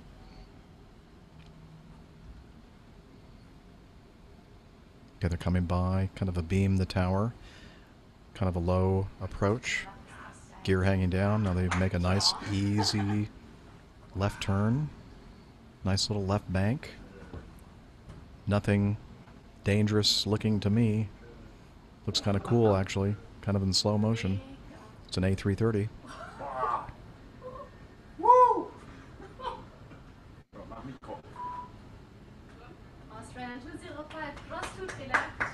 And they're applauding. I don't think they were that upset, do you? Doesn't sound like terror or anger to me. So. No, not at all. Not at all. But I did see somebody said something, maybe I saw it on Twitter, that some agency is investigating. Yeah, I saw that, maneuver. that too. Mm-hmm. Come on. God. Oh, boy. Anyway. Just Guess we'll have to wait for the results of the investigation. Yes. I'm sure it's going to be very serious. Yeah, but I think as an Air Berlin pilot, the last thing you actually want to have chasing you around and while you're trying to get a new job is the German aviation authorities threatening to pull your license.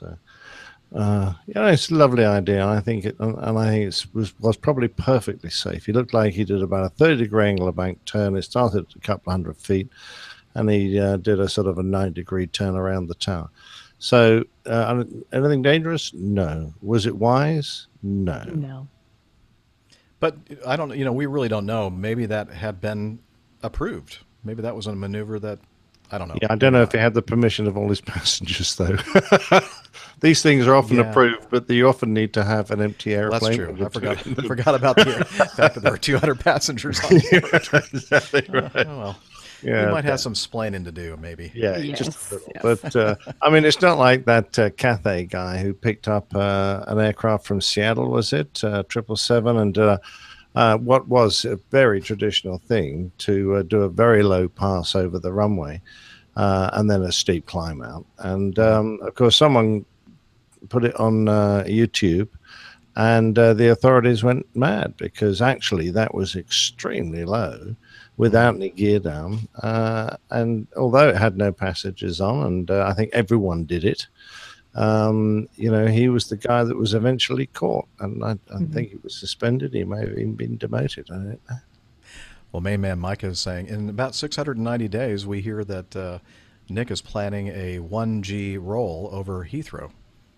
That'd be interesting. Now, I'll just tell you, Mike, on my very last day with my first squadron, I have built up such a reputation that, when you do your last trip on a squadron and get posted, you usually do a beat up at the airfield. I landed on my last trip. On my last but one trip, I landed, and everyone met me with champagne and, and I said, what? This isn't my last trip. My last trip's, tomorrow. And I've got this big plan. Oh, no, you don't. This is your last trip. So they caught me out. They wouldn't actually let me do a last trip. Because the boss was a bit worried I was going to, do something silly. So you had a reputation for doing some. Yeah, that was a long time ago, Neil. Sounds a little defensive to me. Yeah, it was a little. Yeah. All right. Interesting. I can't wait. 690 days. The skies will be safe again. Yeah. But I'd quite like to carry on flying gliders and things. I don't want to have my license completely pulled. Great. All right. Time for the best part of the show. Your feedback.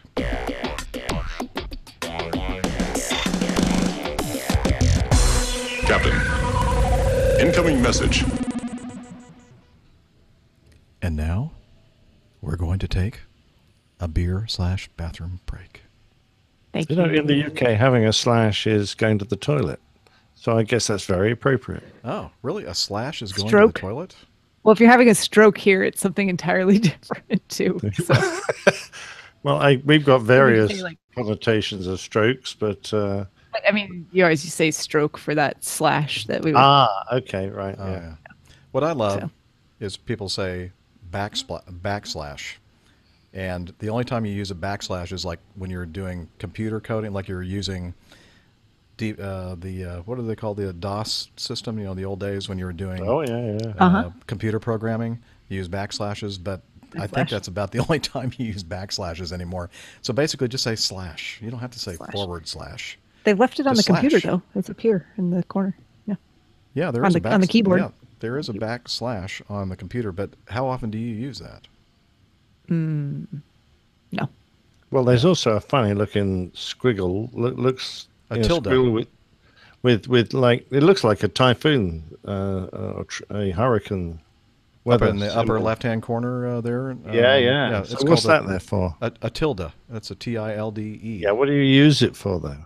For Other tilde than- things. Very good, Jeff. I don't know. Neither do I. Why is it on my keyboard? What, the one that's a squiggly little line? The tilde. Like a circle Come with, on. with a squiggly line top and bottom out of it, like bent propeller, like a bent Top and bottom? Yeah, it's just a doody-doo. You know, it's, here, let me type it. I wonder if It's it'll not- come out on the... Let's see. Talk, Nick. there, it's in the chat room. Right? Yeah. No, that goes over your N in Spanish for your Enye. Well, that's one use for it. the one I'm thinking. I use it of. when I sign my name because I like that instead of just the dash. That's the one I'm thinking of. Like in emails. Oh, that. Oh, Yeah. that one. I don't have that one. It's like a bent propeller. Looks like you've just done Yeah, a I didn't wheels think up that's what he landing. was talking. Oh, okay. Well, I don't have that on my keyboard. That must not be on a US keyboard. Oh, okay. Well, it's I don't on- have it. It's on my Mac keyboard that came with my Mac computer. So, Liz, what is that? Somebody that knows typography or photography. I don't know. But while you guys discuss, Yes, please. I go. shall reach Yeah, out. yeah. Go and slash. Beer and a pea. Good idea. Whatever. Yes. No beer for me. Just coffee. Maybe. Oh, well, I guess Nick's leaving too. They're all leaving me alone with you all. This coffee is not hot anymore. It's cold. Pilot Nick C. Hello there. Welcome to our world. I should probably not put my coffee cup on top of my phone. Not a good idea. Iced coffee. Yeah, but Liz, it's not iced coffee. It's like lukewarm coffee. Although I used to really like drinking coffee really hot. And now, I don't know what, I guess I'm getting old or something. Although I think older people usually like it even hotter and hotter as they get older. But me, it's like, that's too hot for me to drink. I don't know. Oh, Pilot Nick C. Yeah, I'm super bummed I missed you in Wichita a couple weeks ago. I'll have to do it again. Dana, oh yeah, I should have mentioned that. Dana is in Cuba with his wife celebrating her new job, which is not in Cuba, but they are. And I guess they wanted to get down there before things potentially reversed as far as relations between their country and our country or something. I don't know. So I'm sure that he is enjoying, or maybe he's enjoying. You know, I know that I would enjoy a lot of mojitos down there, and I know they have sugar, but I think I'd make an exception, as I did on Monday night. I made an exception and drank 2 IPAs. Then I wasn't supposed to. Let's see. Does anyone else think Captain Jeff has a look of Brian Potter from Peter Kay's Phoenix Nights this evening? I don't know who that is. I don't either. We're going to need a picture. Mike. First Officer Mike. Huh. I'll have to look that one up. Brian Potter. But first, I'm more interested in... So, my volume, it sounds to me, I can't even hear myself through the microphone. You can hear me okay? Mm-hmm. Okay, that's weird. Sorry, I'm totally eating food. I'm good. So, did we work out what that funny propeller wiggly thing was? Yeah, well, that conversation's over. We figured it out. What was it then? No, we didn't, actually. We moved No on. one has it. Well, it's You're the only one that has it. It's on the Mac keyboard. It's the top left, just under the escape key. Just below the plus minus. Well, that's where my tilde is. And our plus minus is not there. Huh. Yeah, our plus minus is over. Your on the keyboard other is weird. side. Yeah. This is my keyboard. I don't know if you can see. Probably not. Well, Probably not. mine's got Okay. the numeric bit on the end of it as well. Oh, you have the extended got- keyboard. I've got the Oh, extended thanks for keyboard, noticing. yeah. Yes, I do. And yes, that is 10 inches. So I have plus minus and those. Oh, paragraph sign. That could be it. I thought a you know what? I think paragraph you're was a right. That is P. No, it is the P. It's a P with 2 lines. 2 lines and then a P. Capital P with the back line. And it faces backwards, doesn't it? Yes, the it does. The lines tilde up. symbol that I was talking about, that I thought you were talking about, is used It's in just a wiggle. mathematics to indicate similarity, and in logic to indicate negation. Oh, everybody knows that. Of course, the first thing they said is used as an accent placed over the Spanish N when pronounced as in señor. Or Señor. Señor. I've got a tilde. I think it's tilde. Tilde. Yeah, legal in legalese, that makes more sense. Like they use it as the paragraph, like a new phrase or a new.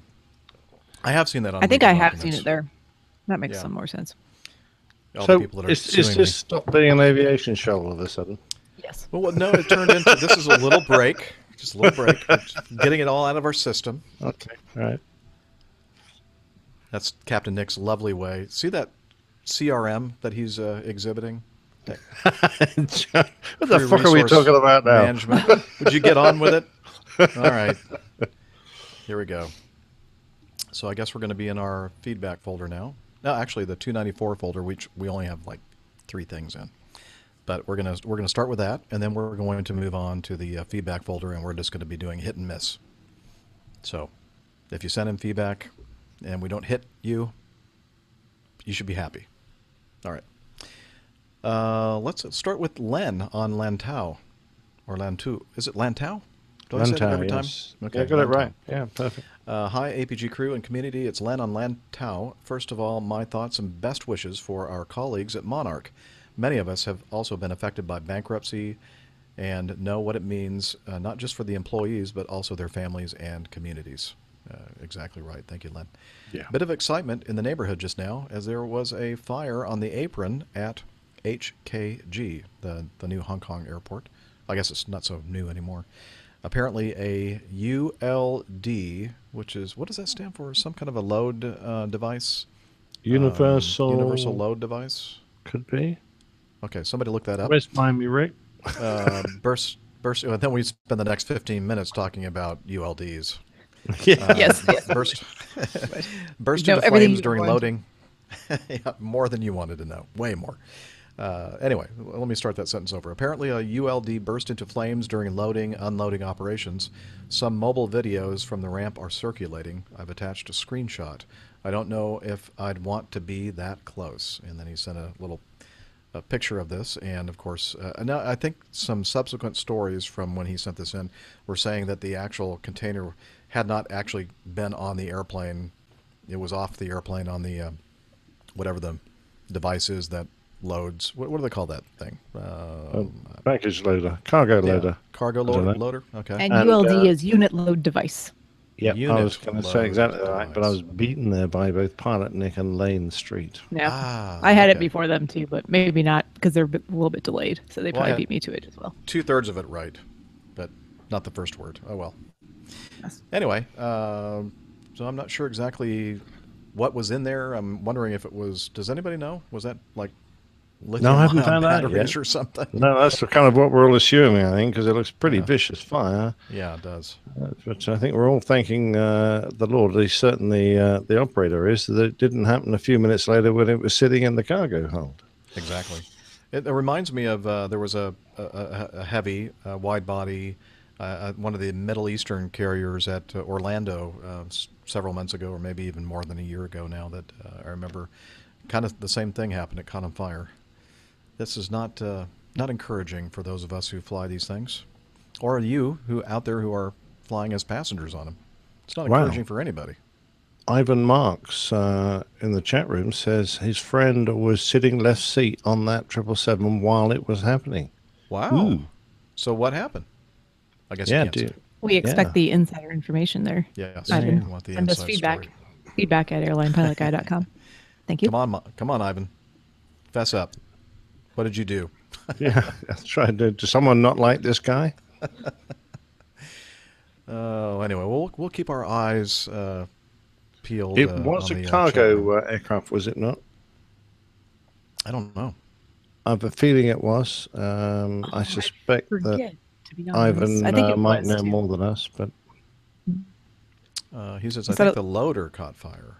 Okay. So it wasn't actually the ULD, but it was actually the loader. well, I don't know. I saw other photographs of this, and I thought it was a pallet. Well, but no packs, no passengers. Okay. oh, the cargo caught fire after the loader. Oh, okay, interesting. There you go. Wow. See? Well, if you can find out and let us know the complete story, Ivan, we'd be very interested in that. Oh, it was a It was a passenger. Yeah, it was an American Ooh. airline. If I remember, it was an American Airlines 777. But I guess there were no passengers on the flight when it occurred. So Good thing. Good thing. Yeah. I don't think it did any damage to the airplane, though, from what I remember reading about this. So that's good. I think they just polished it out. Yeah. Just took some soda water or something on it. Cargo door insulation got melted. Ooh. Oh, well, I guess it did get damaged. Huh. Mm. All right. Well, thank you, Ivan, for Yeah. that info. Good to have you on the chat in the chat room. Absolutely. Okay. Thank you, Len, on Lantau, for sending that in. Now, Nick, you've met this gentleman, Jan, in the Northern California meetup that you had. Oh, lovely And, guy. And what's more, I've been in touch with him because I'm doing a couple of San Francisco flights in November. And Jan is going to take me around his unit, his California Highway Patrol unit, and we might go flying. Woohoo! Oh, man. Yeah, that'd be so you need cool. to go to San Francisco. Yeah, you do. Seriously. Well, I got And he's to going to give fly me with much Fred more Sampson. exciting. Well, same here. Much more exciting. He's going to. He might give me a baseball hat with his unit logo on. That would be very cool. All right. Well, I can't wait to hear about that. Jealous. Okay, here is a... Yeah, there was no jealousy from either of us there at all. We're totally fine. That's cool. We're so you go do happy your for thing. you. We're We so love happy you. for you, Nick. Oh, okay. All right. And all your San Anyway, Francisco friends. I think it's time now for Jan to move on with Jan's feedback, because that's why he sent it in.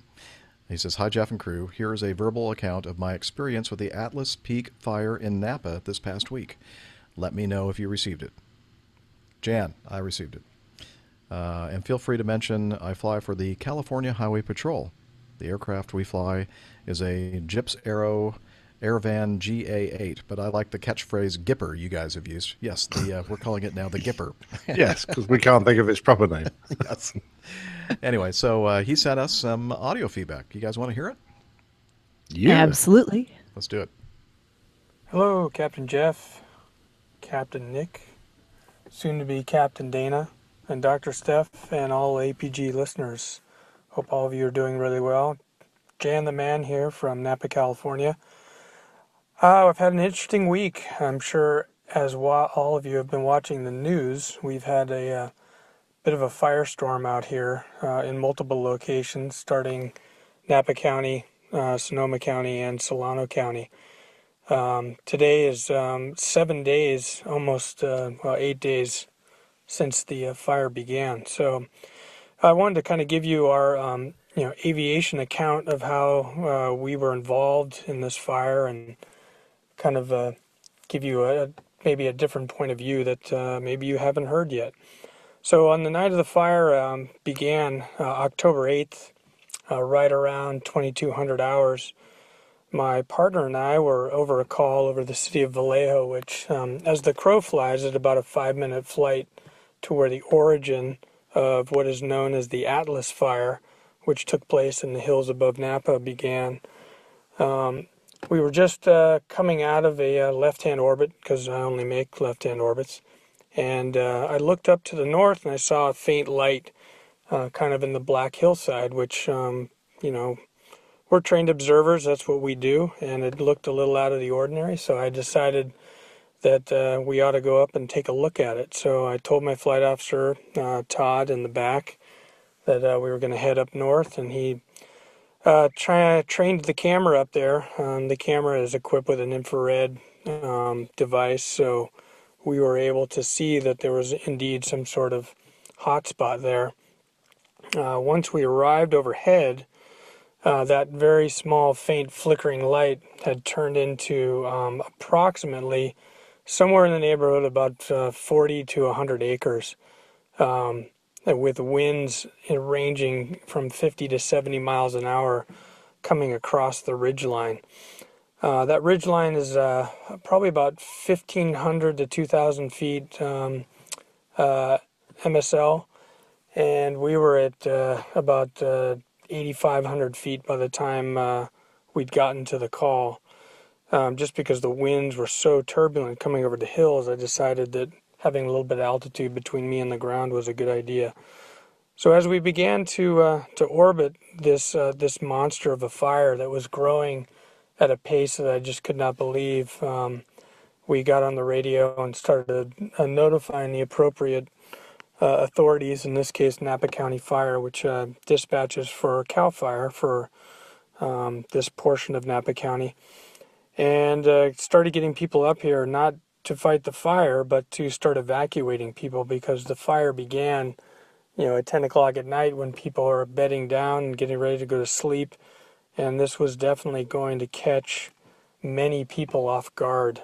So as we started orbiting, I was already seeing structures that were completely engulfed in flames literally in the 5 minutes that we had proceeded to this fire. It was moving faster than anything I've ever seen. I was around when the Oakland Hills fire back in 1991 took place, and that was kind of the same scenario. It was just so fast moving and so overcoming that structures were just mowed down so quickly. At the time, our helicopter, which is equipped for doing rescue, was down in Oakland, which is about 20 miles south of Napa. I pulled them up on the radio and I said, "You need to get up here immediately. I know there's going to be some work for you to do." Meanwhile, while they were en route, I just continued to tell the fire department the roads that were affected, the houses that were affected. We put out addresses and we did everything we could. It was a bit of a helpless feeling being 9,000 feet above this fire and not able to help a soul other than, being super verbal about it and trying to put, latitude and longitudes out so that the fire department would have an idea of the scope and breadth of the fire that they were going to be coming upon. So as the night proceeded, of course, I don't have an endless supply of fuel. So the helicopter arrived. They began a rescue mission that lasted all night long. They pulled, in total, I believe the last number I heard was 46 people out of the fire, which is amazing. They flew to the edge and would get to homes as quickly as they could. Just, non-stop work in some of the most horrendous conditions possible. Talking to the helicopter pilot who flew that mission all night, he said he was dealing with winds anywhere from 50 to 75 miles an hour, with 50 to 100 foot down and updrafts.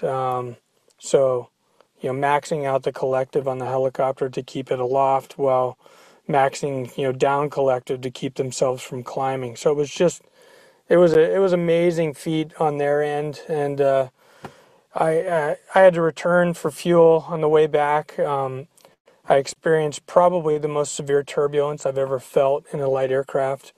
And I don't use moderate to severe turbulence lightly because I know how pilots are about that. And I was lock to lock, 60-degree banks, basically out of control, trying to get back to the airport. So we did make it back safely. When I landed on runway 36 left at Napa, I had a ground speed of about 30 knots. We had about a 40 to 45 knot wind off the nose, which for here is just unheard of. I mean, we get some winds, but it was out of the north, but the fire was creating its own weather at that point. So we at that point I was done flying for the night.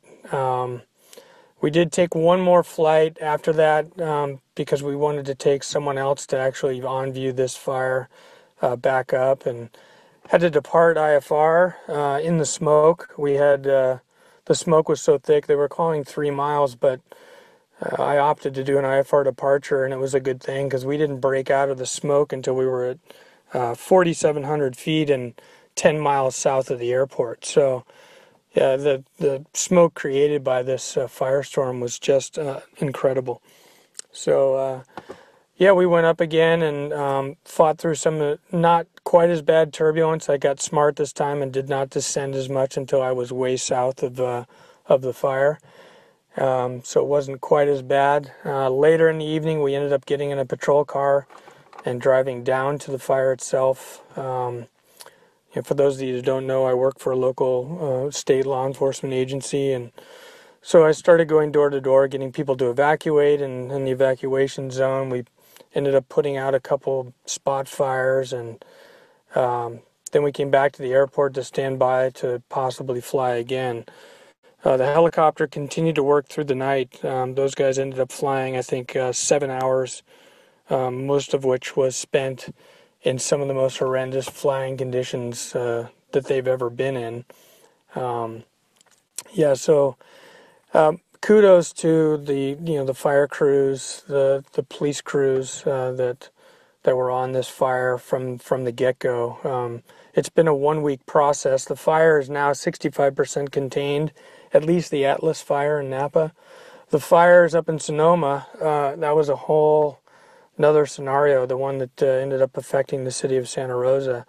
That swept off of the mountain under the same force of north winds and took out entire neighborhoods, again while they slept, with literally no ability for firefighting crews to fight the fire. It was just a rescue mission in the beginning. So it was something that in my nearly 30 years being involved with emergency medical services and emergency services in general that I've had to deal with.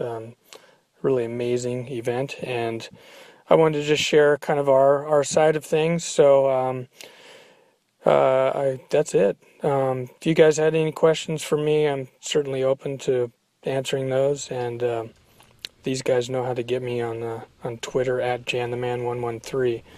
So just to keep in touch, and thanks for the show again, guys. You guys are doing an awesome job, and hope this recording is not too long and it actually works.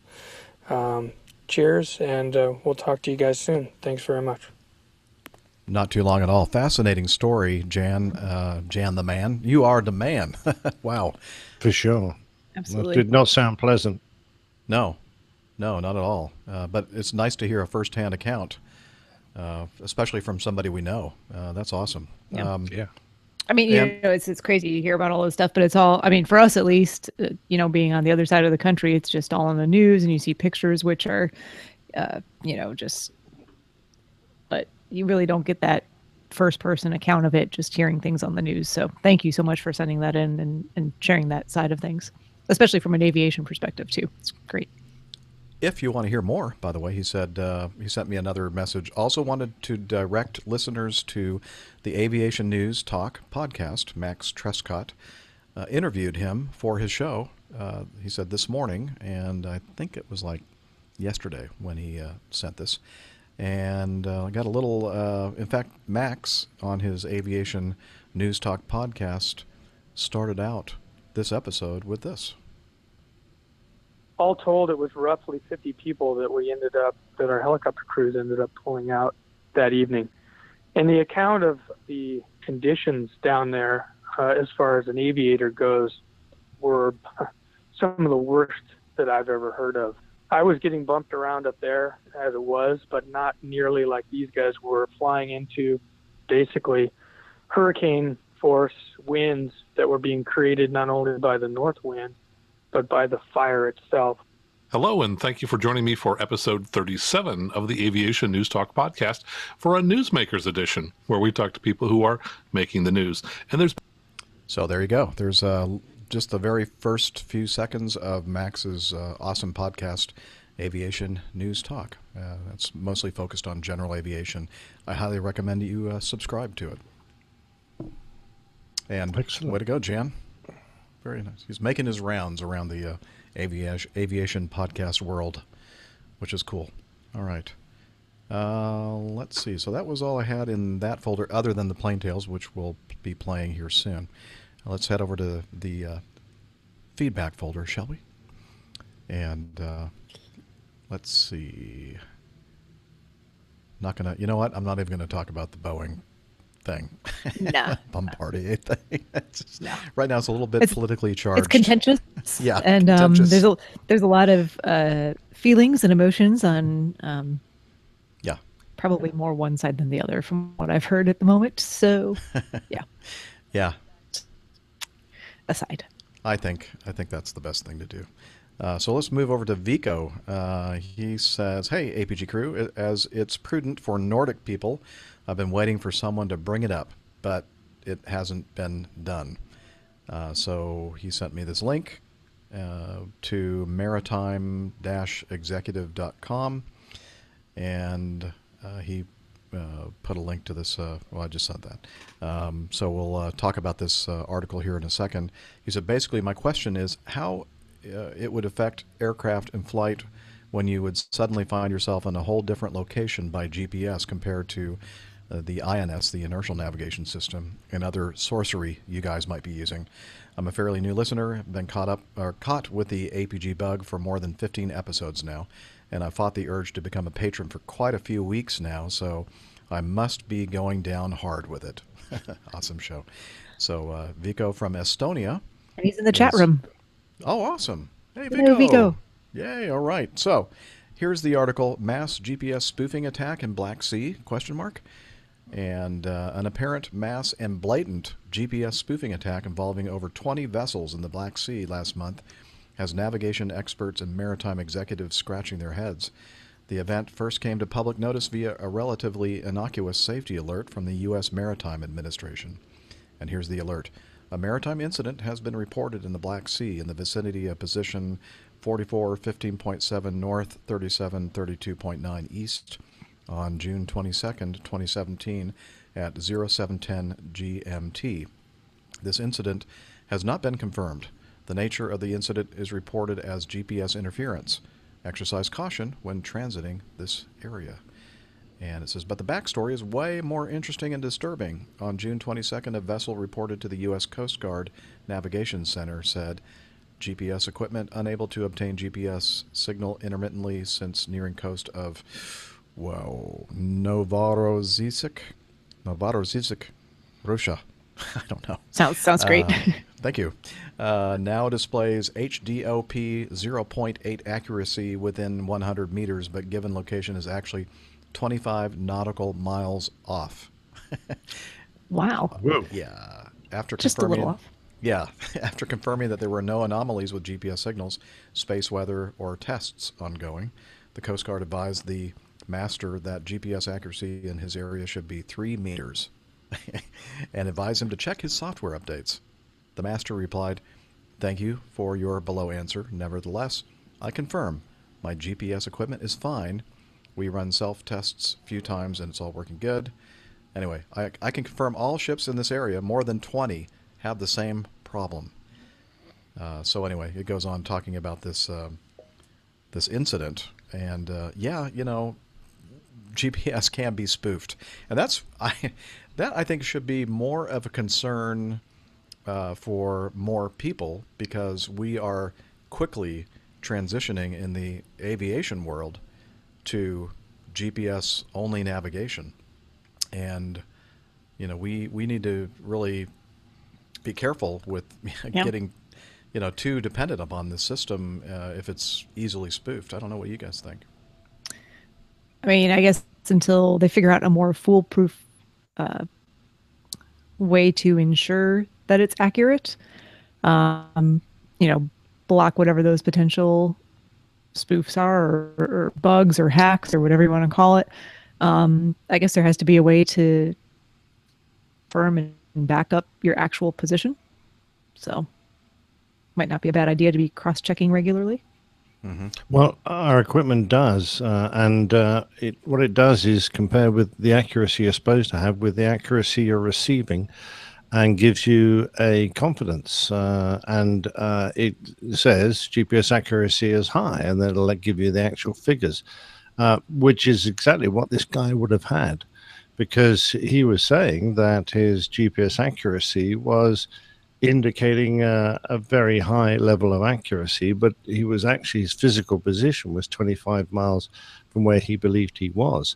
Now, on board the aircraft, if the aircraft goes, well, actually the signal I'm receiving is indicating perfectly accurately, it'll feed that position into the computers. Now, of course, we don't rely entirely on that.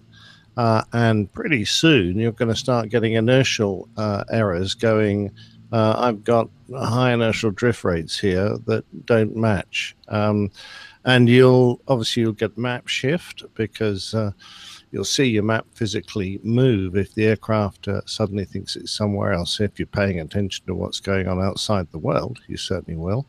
And hopefully air traffic will start to see the aircraft trying to maneuver to regain a position where it's not really at. So it'll start drifting off its route or the airway if it's on an airway. So hopefully people will be smart enough to pick it up.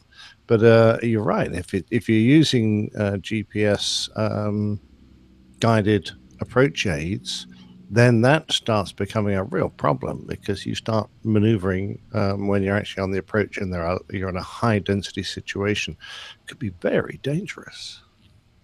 And I'm sure that we are, at least here in the U.S., we've talked about on previous shows where they put out a NOTAM regarding certain areas of the country within a certain mile radius and various altitudes. If you're flying through this area, be careful, because they're doing this jamming testing. So apparently we're experimenting with that technology. I'm sure everybody is, at least all the major powers around the world. And remember, we were talking about one of the airplanes that relies upon the GPS signals, and if it gets jammed or gets confused, the whole airplane can go out of control. Forgot what airplane. Oh, that was a Phenom, wasn't it? Yeah, that's right. Oh, yeah. Be careful out there, Pip. Is that what he's going to fly? One of those ones that goes out of control? I don't know if it's that exact Well, not model that particular one, hopefully. Yeah. Okay. Anyway, yeah, just keep track of her. Keep that VOR dialed up and make sure. Anyway, yeah, so that is definitely concerning. And again, going back to Vico's question, how would it affect an aircraft in flight? Well, you basically just covered that, Nick. So I thought you did a pretty good job of that. So. Well, yeah, I mean, our aircraft uses a combination of all the different navigation aids it gets. So it uses its inertial position, it uses ground-based beacons, and it uses GPS, and it puts them into a melting pot and comes up with an aircraft position. Now, if all of a sudden one of those systems starts trying to drag the aircraft away and builds up a very, very large error very quickly, I would hope the system's clever enough to alert us to it. I don't know for sure, because I've never actually seen, and I bet Airbus haven't really seen, a GPS signal that indicates it's perfectly serviceable and has a high degree of accuracy, but suddenly moves 25 miles. So I'm not actually certain what would happen. Yeah, I don't know. And well, I love the comment in the chat room about Mad Dogs don't have to worry about it because we use ducks. They're always facing south in the wintertime. Oh, I thought you meant just get your ducks in a row. Geese, ducks, yeah. Or geese. Some sort of bird. Migratory birds. Just look out for them. And you have a cat, don't you? Because cats always land on their feet, so you just toss it in the air, and wherever its feet point, that must be where the runway is. We don't have an attitude indicator. We just take get the cat. Yeah. All right. Yep, still right side up. All good. Yeah. Continue. Okay. Yeah. All right. Vico, hopefully we did some justice to the answering that question. Thank you for posing it and making us aware of that weird event with the GPS stuff. Jules sent in a little piece of feedback. He sent a link to a video, and I'm sure we've talked about this before on the show. It was quite a while ago. It was the Man Show. I don't know how long that thing has been off the air, but they did a little episode, a little skit with the two primary stars of the show. They were, I forgot what their names are. They went to an airport and they were dressed as pilots, and they were in the bar drinking, and they were slurring their words, and they were going through the airport, falling over, and it's a very funny skit. So thank you for that, Jules. John wants some help from Steph. Can yes. you ask Steph? Okay, here you go. How did you book your trip to Tokyo, Steph? See, John is an av geek, and he's tried booking a round-the-world trip to Asia and can't figure it out on AA.com. I'm going to Hong Kong in March and would love to go via Abu Dhabi and back the other way. Thanks, John. Okay, All right, here so we it sounds like John is trying to do kind of the reverse of what I did, or opposite order. So go to Asia first, and then back via Abu Dhabi, possibly Europe, and back to the U.S. Sounds right? Mm-hmm. So the way I did mine, John, was all completely piecemeal. I, at very different times, once I knew when I was going to be where I needed, or once I basically knew what days I was going to be where I was planning on being, if that makes sense. And that had a lot to do with the fact that they started off as two separate trips, and I was trying to coordinate different days with different people in different cities. So I didn't do it all on one airline. Do it all with one airline. It probably still needs to be piecemeal for some of those airlines, where you just book basically a series of one-way tickets, which is how I did mine, and different airlines. So just to recap, what I did was I booked with Turkish Airlines from Charlotte to Berlin.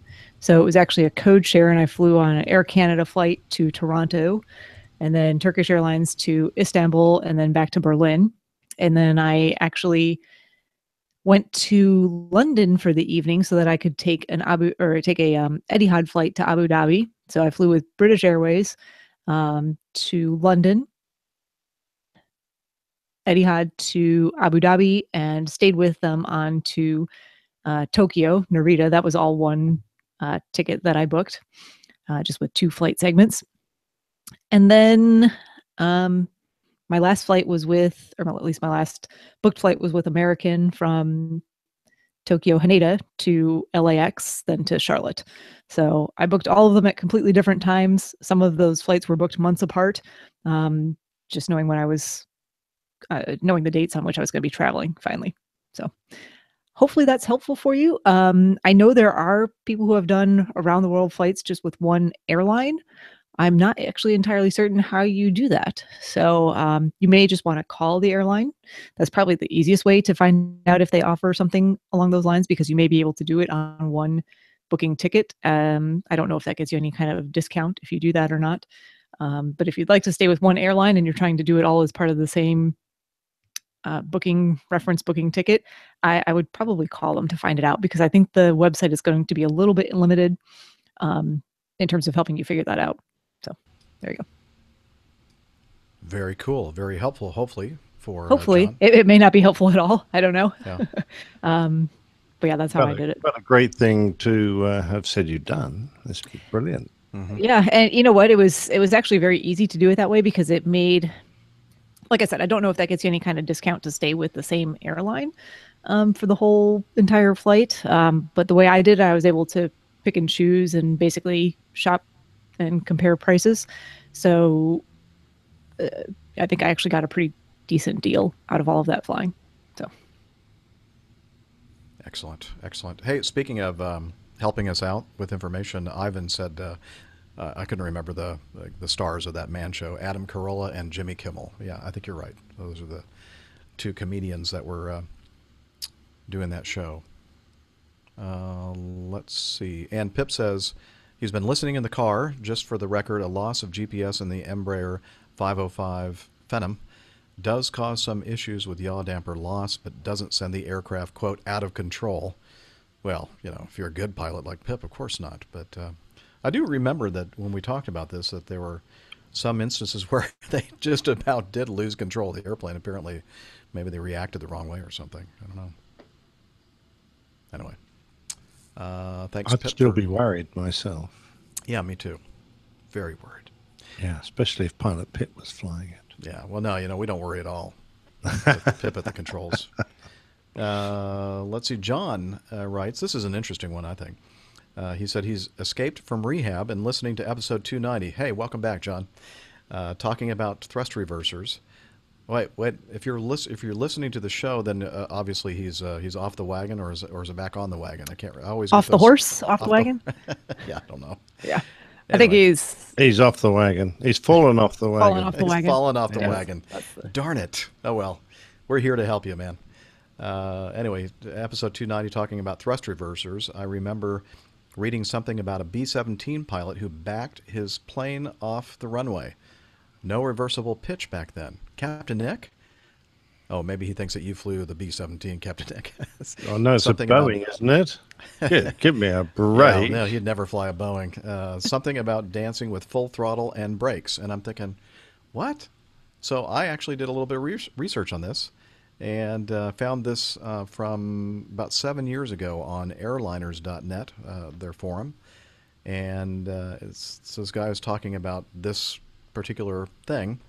He says he recalls learning from a TV documentary that the B-17 could reverse in its own special way. The props were not reversible, but lock the left brake, increase thrust on the number 1 engine, and it could pivot around the locked wheel, moving the bulk of the aircraft rearward. Then lock the right wheel and power up the number 4 and repeat. So you could actually back the airplane up by manipulating zigzagging your way Yeah. backwards. Very That's clever. kind of weird, that is. That's very clever. Anyway, I'm thinking, wow, how could that be? That's interesting. So there's your answer, John. Increase thrust, number 1 engine, lock the left brake, and then you just kind of pivot backwards. Pretty cool. Let's see. And I think that's what Captain Nick does with the Airbus 340, 600. No, we've got reverses. Why Oh, would that's we right. need Never to? mind. Yeah, you don't Exactly, yeah.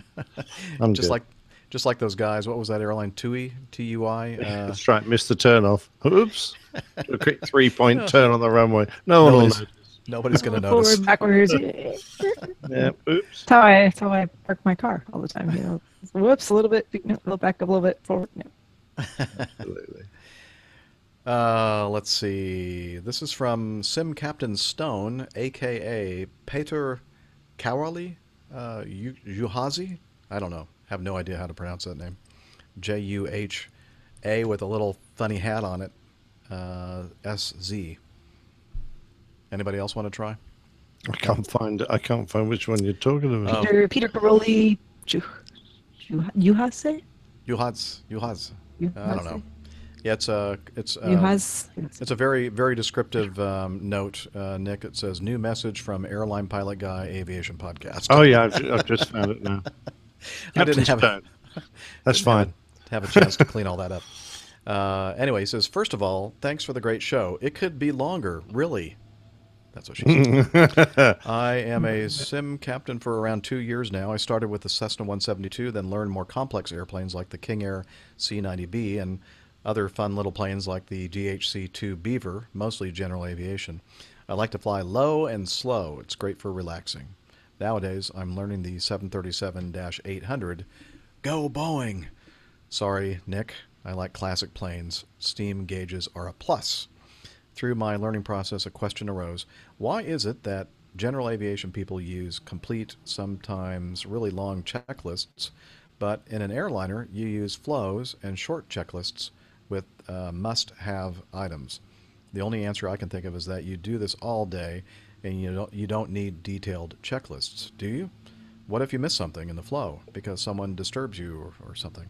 Oh, and another, do I get it right that the flows can be different per airline for the same airplane? Could you enlighten me in this topic? Happy landings. Again, that's Sim Captain Stone.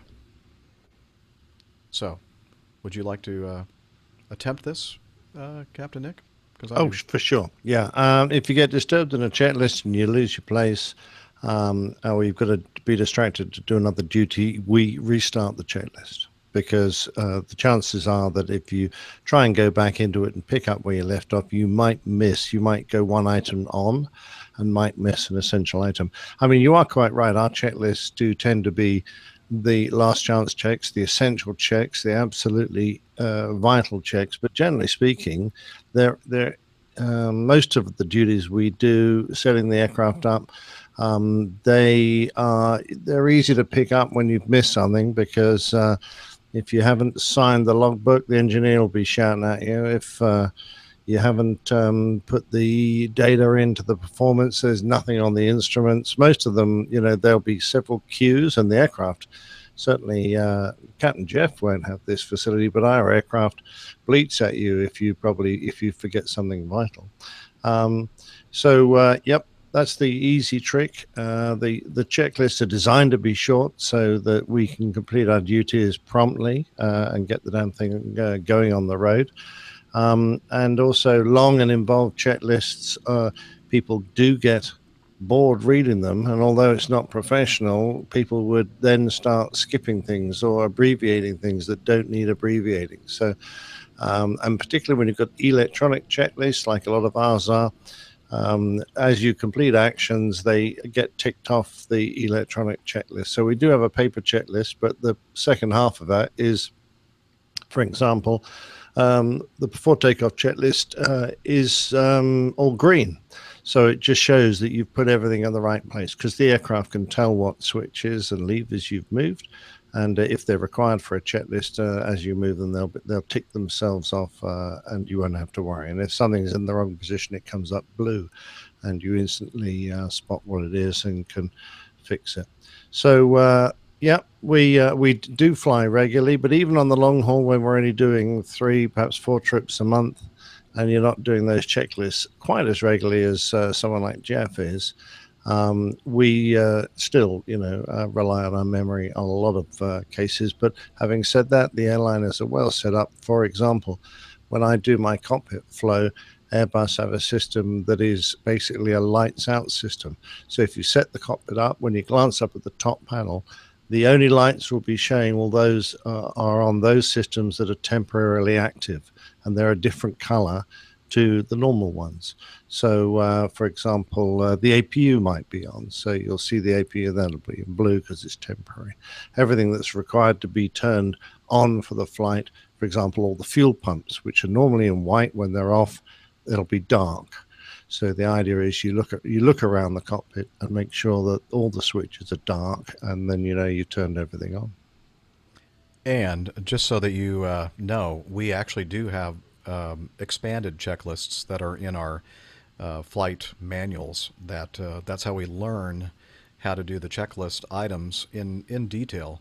And then when we get into the airplane and we're actually flying it day in and day out, because we've already been taught and studied exactly all the expanded items on these checklists, that checklists that we actually have in the airplane are what we would maybe consider an abbreviated version of the checklist.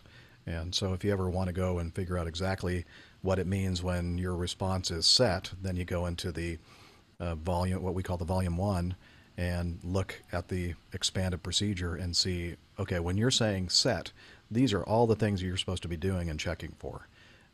But if we ran a checklist, the expanded version for every flight, then we'd take an hour to get the airplane And going. I think that's a good point, because the GA checklists do seem like there's a lot to them compared with an abbreviated or checklist that's based on different flows and cockpit flows and things like that. But they're really not that incredibly long on a GA aircraft. There's not that many things to check, and it does make sense to have all of those things there to make sure you've checked every item before you do whatever the next phase of flight is, whether it's taking off, cruise, landing, you name it.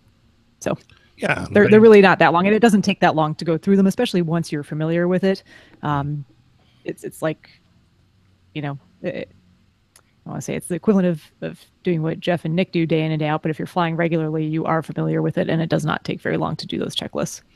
So Lane Street in the chat room makes the good point that they're not a to-do list. They are literally a checklist. You know by memory what to do, and you're merely checking the vital actions that are the safe ones you need to have done before you get airborne. So you're just doing the vital checks, really. Ivan says, you put away the expanded checklist when the first officer doesn't need to be hit anymore? Wow. That was him, not me. I didn't say that. But the other thing is, yes, different airlines can have different flows, although I've noticed in the last, I've been doing this now for Acme for almost 29 years. I've noticed that it used to be that airlines would kind of tailor their own flows and their own checklists and their own manuals. They were allowed to do that, and then the FAA looks at it and goes, okay, they give you the blessing for doing that. But I've noticed that in recent years, I'd say maybe the last couple of decades, or at least decade and a half, more and more airlines are now going, as Nick mentioned, with the manufacturer's checklist. Like, everybody is pretty much doing the same exact checklist. So all the Airbuses out there are pretty much following the recommended checklists for their particular airplanes, and same thing with the Boeing products and the McDonnell Douglas products. And I think a lot of it has to do with liability.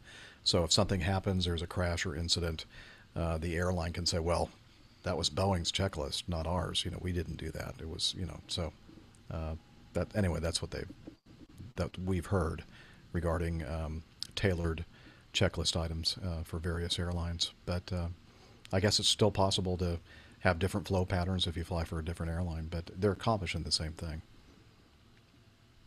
All right. Well, you know what? I think this would be a good time for us to listen to this week's installment of Plane Tales. Sounds great. The old pilot's Plane Tales. The 49ers. Not every airline has an amicable relationship with their pilots. This three-part interview covers the longest industrial dispute in aviation history. I'd like to introduce to you a past president of the Hong Kong Aircrew Officers Association, Captain Nigel Demery. Good morning, Nige. Thanks very much indeed for agreeing to talk with us. I wonder if you could start by giving us a brief resume of your flying career.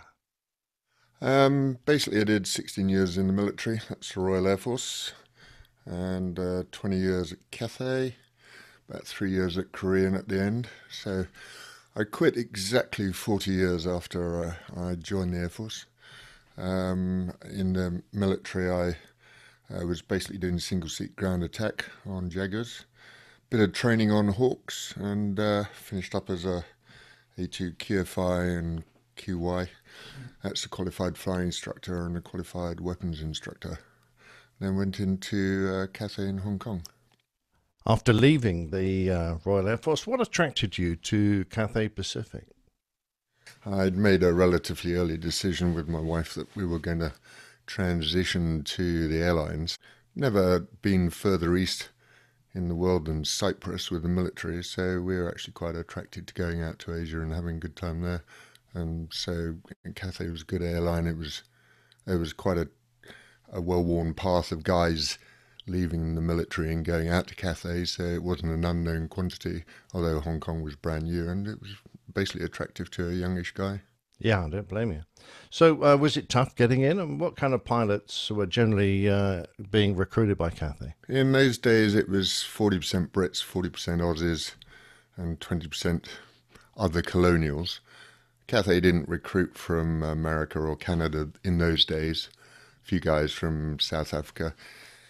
You needed to be a certain type of person to want to go and work in Hong Kong and, on the edge of China.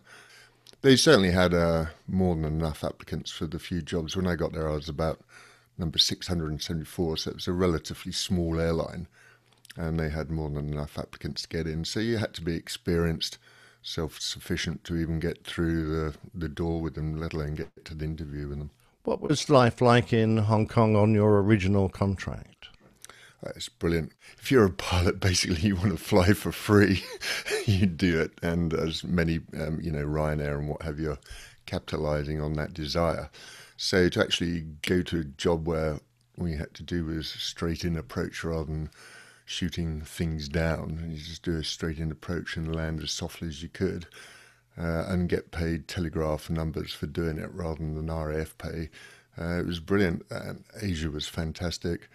My wife the social life was good. It was great. Brought the kids up. It was just great to start off with. Fantastic, actually. What sort of perks were there in your contract? You used to get a lot of fancy allowances, didn't you? Well, the difference between Cathay and, say, British Airways, which was the other sort of direct comparison, was you needed to attract people to come out to Hong Kong. And I'm now sitting in England, and we're used to certain things like reasonably large house, a garden, space. Schooling is sort of free to the average Brit, and it's not like that in Hong Kong. So everything costs money, everything's cramped, and so to attract people to come from the wide open spaces of Australia or from leafy England, you needed to make sure they could live in a decent house, or they just wouldn't come. They needed good education for the kids, or they wouldn't come. So Cathay had to bring in foreign pilots, although it was a colony then, they weren't really foreigners. Well, I suppose the Australians were. But they had to attract people to come, so you had to pay for it, benefits. What happened to change things? Well, like airlines, Cathay was a premium airline, like some of the other airlines, like Pan Am, they were top notch. It was a premium airline, but competition. And management basically had to restructure and cut some of their costs because profits were falling. And managements around the world, from Frank Lorenzo onwards and what have you, they'd been restructuring and cutting, trying to make more profit, because that's one of the objectives of a business is to make profit. So basically in 93, they introduced B scales for the pilots, so it was about a 40% less than I was paid. And look, they were on a new contract. Still, guys were coming through the door to it. So then the next target after they'd introduced the B scales was obviously the following year. They went for us, the existing pilots, on our A scales, fat cat salaries as they looked at it. So you were basically doing the same jobs as other pilots, but they were being employed on a much lower salary. Wasn't that a bit divisive? Yeah, it was. But of course, it started off with us and their minority. They were still getting first-class people walking through the door, prepared to work for less money. But obviously over time, and it was only a matter of time before B scales were replaced with C scales and C scales with F scales, and I missed a couple out there deliberately, F for freighters. But divisive not amongst the pilots, because pilots tend to be pretty cohesive bunch anyway. But it did, we could see the writing on the wall. So we had a bit of a shindig in 94 where they offered us new contracts and what have you. As soon as we signed that, the ink was barely dry on the contract, and then we're changing your benefits. And so the focus then became on what was contractual, what wasn't. In 96 they said, we're now hiving off the freight operation, so all the freight's going to be done by other pilots on different contracts. That definitely created a bit of a stir. Then in 98, we got the Asian financial crisis, which hit all of the airlines actually, but mainly obviously in Asia. So that gave them an excuse to say, well, yeah, I know 4 years ago we put you on new contracts, but we just want you to have another look at another contract. And it was a continual steamroller effect. This steamroller was advancing towards us as a pilot group. And it was coming. It was just how much you could try and slow it down in the process. What inspired you to get involved with the Cathay Pilots Union? It's called the Hong Kong Aircrew Officers Association. Well, being ex-military and brought up in the 70s, for anyone that knew, I was sort of pretty anti-unions, I have to be honest. Um, Scargill was the miners' leader. We had all this stuff going on in Fleet Streets. There seemed to be running battles every day. So I was sort of actually anti-unions. However, when you're in with a bunch of blokes who are all facing the same thing, you've got this sort of collegiate group thing, and there are a lot of people working hard for me to improve my benefits, and so I offered to assist in the background in '94 and just offered to help out on the stuff in '94, and it slowly progressed from there. How did the Aircrew Officers Association, the AOA, their relationship with the Cathay management develop? Well, I remember being in a coffee bar up in Lossiemouth in Scotland, still in the military, and they were talking about this sort of thing. And they said, oh, the AOA has instituted a WOE campaign, WOE, withdrawal of enthusiasm. So we had a bit of a laugh about that. And when I got to Cathay just a couple of years later, it was always a very friendly, you scratch my back, I'll scratch yours type relationship. The director of flight operations, DFO, his name was Mike Hardy. He was an ex-group captain from the Air Force. You know, it was friendly, and people would ask for this, and there'd be a bit of a huff and puff, and whoa, yes, all right, and we'll do this. But it was everyone was still after the same goal. Like, you know, we want to fly airplanes. You want to pay us money. We want to shift our passengers, you know, we're after the same thing. But so '94 was a bit of a shock, to be honest, to the pilots. This was a bit too much in your face. And so it was still very polite in '95, but it just deteriorated in '96. And it just progressively became more reactionary. You know, what are you after this time? Well, okay, and what can we do about it? So over 2 years, it deteriorated into an us and them rather than we're all in this together type thing. It went from the happy family definitely to us and them. Didn't you get fired at one point? Well, personally, I consider I got fired 3 times. I think you're referring to '96 when, as a captain, I was deemed... what did they say? You have unnecessarily delayed Cathay 508 on the 18th of April, therefore you're fired. That was because I had become involved in the freight thing. I was now on the general committee, and one of the things that I've been tasked to do by my president, who's a great bloke, John Warham, was to do an analysis of why do they want to outsource the freight pilots. And I got pretty close with my numbers, but we had to ask some difficult questions of management. They used to do management pilot briefings. You'd have about 50 or 60 people in the room, and I must admit, with the benefit of hindsight, I did get stuck into the managing director and the director of flight operations. I've got it all on tape somewhere, and they definitely didn't like me after that. And I think the rumour at the time was, next time Demery puts his head above the parapet, blow it off. And hey presto, when I had a technical issue, which, by the way, the CAD, Civil Aviation Department in Hong Kong, backed me on, they just said, no, you're replaced, you're fired, and that was it. So I was actually gone for about 3 weeks, but my president got me back because he proved Cathay wrong and used very good tactics, by the way. Another story, another time. But yeah, I got fired then. We all got fired in '99. We were all given 3 months' notice to sign the new contract in '99, or '98 probably. And then in 2009, at the age of 55, I was retired. I was the last guy to go at 55, and someone who was born the same day as me, he's still working as far as I know. What sort of protections did Cathay pilots get from Hong Kong employment law? Well, I think it was in the late 40s or early 50s, the United Nations came up with International Labour Organization, and started saying that, oh no, actually, I think it started after the First World War. They started trying to introduce protections for workers in the workplace on an international level.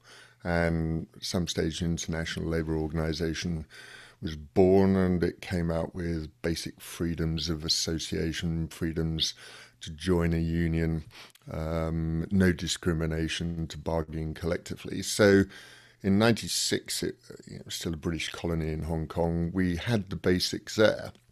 And they had just brought in collective bargaining as one of the latest advances on these international rights. However, as soon as Chinese sovereignty took over in 97, the collective bargaining and some of the other things were repealed by the new government. So we had the basics, but nothing like having other civilized societies. So let's go back to the period of the major industrial action that occurred. And by this time, you were pretty senior in the AOA. In fact, at one point, well, you can describe to us when you became the president.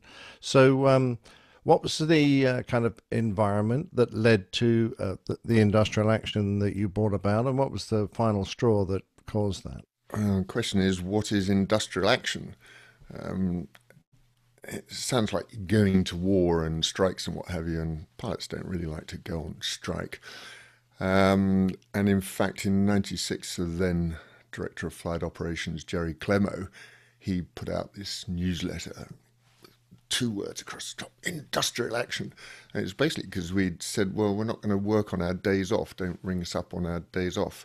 And he was trying to intimidate us and use word pictures against us, industrial action.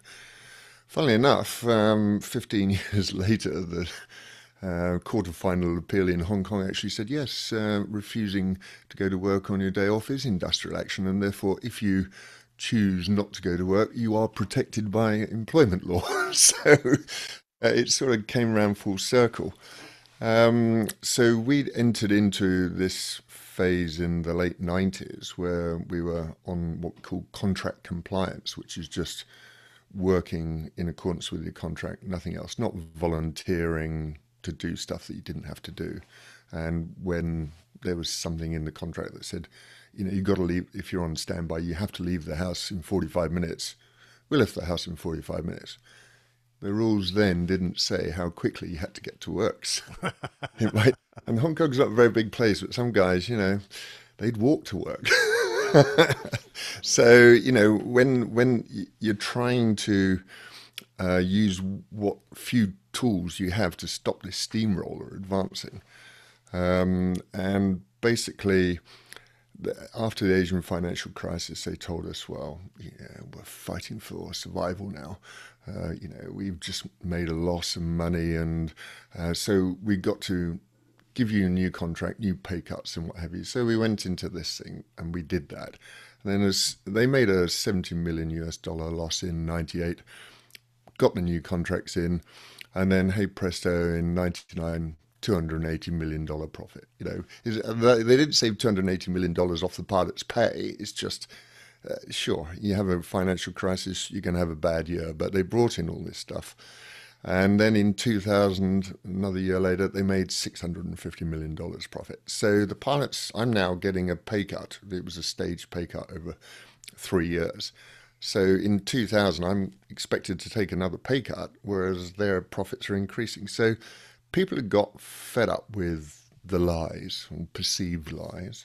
And the other big trouble was the scheduling practices, rostering, whatever you want to call it. That's always, people call it lifestyle, but actually your roster is fundamental to a pilot. If you're going away and, you know, let's say it's Christmas carol time and you want to see your little girls singing in the Christmas carols, you want to know what you're doing on the 17th of December. And you need to know whether you're going to make it or not, or you've got to make your excuses to the wife and kids early. So the schedule is very important to a pilot, and they kept changing the schedules. The roster disruption was phenomenal.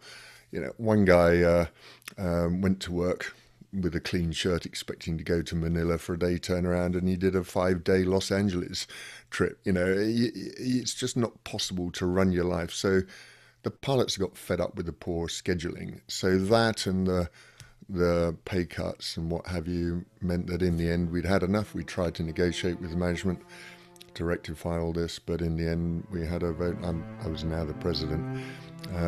We had a vote when 96% of the union voted for limited industrial action. It just got to a point where, okay, we're going to do more than contract compliance now. We're going to do the next stage. The next part of this fascinating yet sometimes tragic story will come next week. Music by bensounds.com. Wow, fascinating. Yeah, it gets quite dramatic towards the end. So I'm just kind of leading into that with this plain tale. It's a long one. What is interesting is that this particular airline is about to enter industrial action again, some 15, 16 years after this all finished.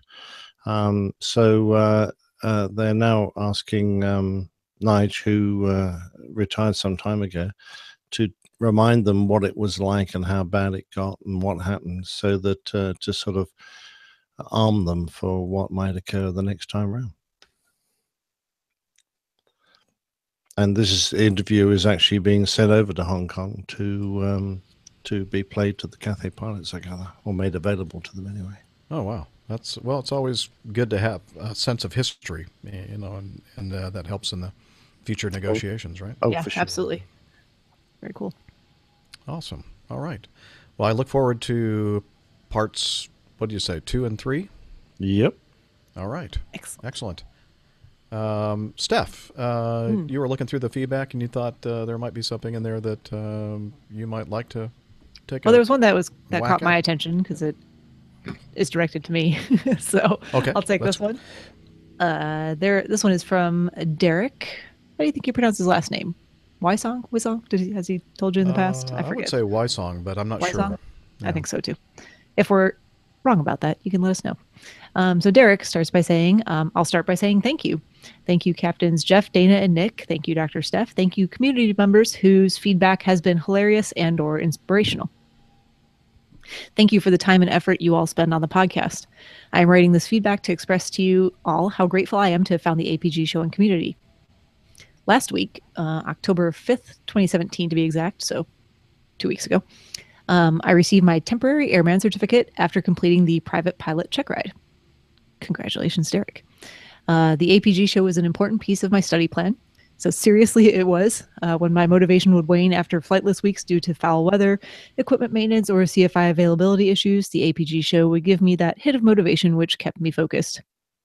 Mildly amusing story. I thought for a moment during the check ride that I might need to execute a go-around after rolling out on final well beyond the centerline for a forward slip to soft field landing. I'm pretty sure that at that moment, I barely audibly recited the jingle, "You can always go around," over the intercom, despite intending it to be an internal monologue. However, it wasn't as bad as I thought, and I got back on centerline quickly. Separately, for Dr. Steph especially, I have a question. I'm a skydiver, and I've got in the ballpark of 550 jumps, mostly from the Twin Otters at my favorite New York Hudson Valley drop zone. I'm starting instrument training and plan to do commercial and multi afterwards. I'm pretty interested in flying jumpers occasionally for extra experience and perhaps fun. I'm curious if you've ever done that, and if so, how did you like it? I think it'd be a blast to deliver my friends to altitude and then race down for the short field landing at our private strip. It seems like it would build some good skills and keep me around two activities that I love. Also, how has flying airplanes influenced your canopy piloting? For me, it has made me much more cognizant of the pre-exit traffic scan. Thanks a lot, and I hope one day to meet you all at a New York meetup so that I can thank you personally. Until then, thanks again, and blue skies, Derek. So first of all, huge congratulations, Derek. Congratulations on passing your private pilot check ride. I think Jeff meant to play something different. No, I meant to do that. Uh-huh. Sorry. You can start at that place if you want. that sentence. That sentence again? Yeah. All right. I'll repeat myself. So, I'm sorry. Derek.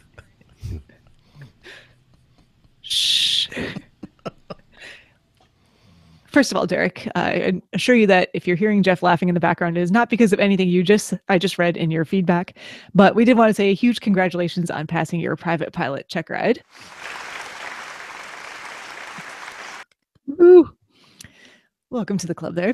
And yeah, looking forward to hearing your progress as you go through your instrument rating, commercial and multi-engine as well. So with regards to flying skydivers, I have gone along to ride along flying skydivers a couple times with my local drop zone as well here in South Carolina. That mostly came about because I was temporarily grounded from jumping, and in exchange for letting them potentially rent my gear to other skydivers, I had the opportunity to ride along with them, both in the Caravan and the King Air. So that was fun and a lot of good experience for the times that I did that. Actually got a decent amount of hands-on flying in the Caravan, so that was great.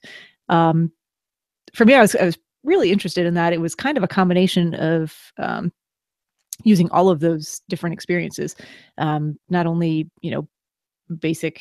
I mean, it's all hand flown stuff, but towards the end, as you're actually getting ready to actually drop the skydivers and let them get out of the airplane, it's a lot more like instrument flying in that you're trying to line up over a very specific target. You're trying to be on target speed, on target altitude, on a specific heading, and you really want to be very accurate at that, so that when the door opens in the back of the aircraft and the skydivers are spotting and doing that pre-exit traffic scan that you talked about, that they're in the right position to be able to do that, and you've accounted for upper level winds and everything else. I'm not sure where your drop zone is, but ours is actually located within the Class B of Charlotte.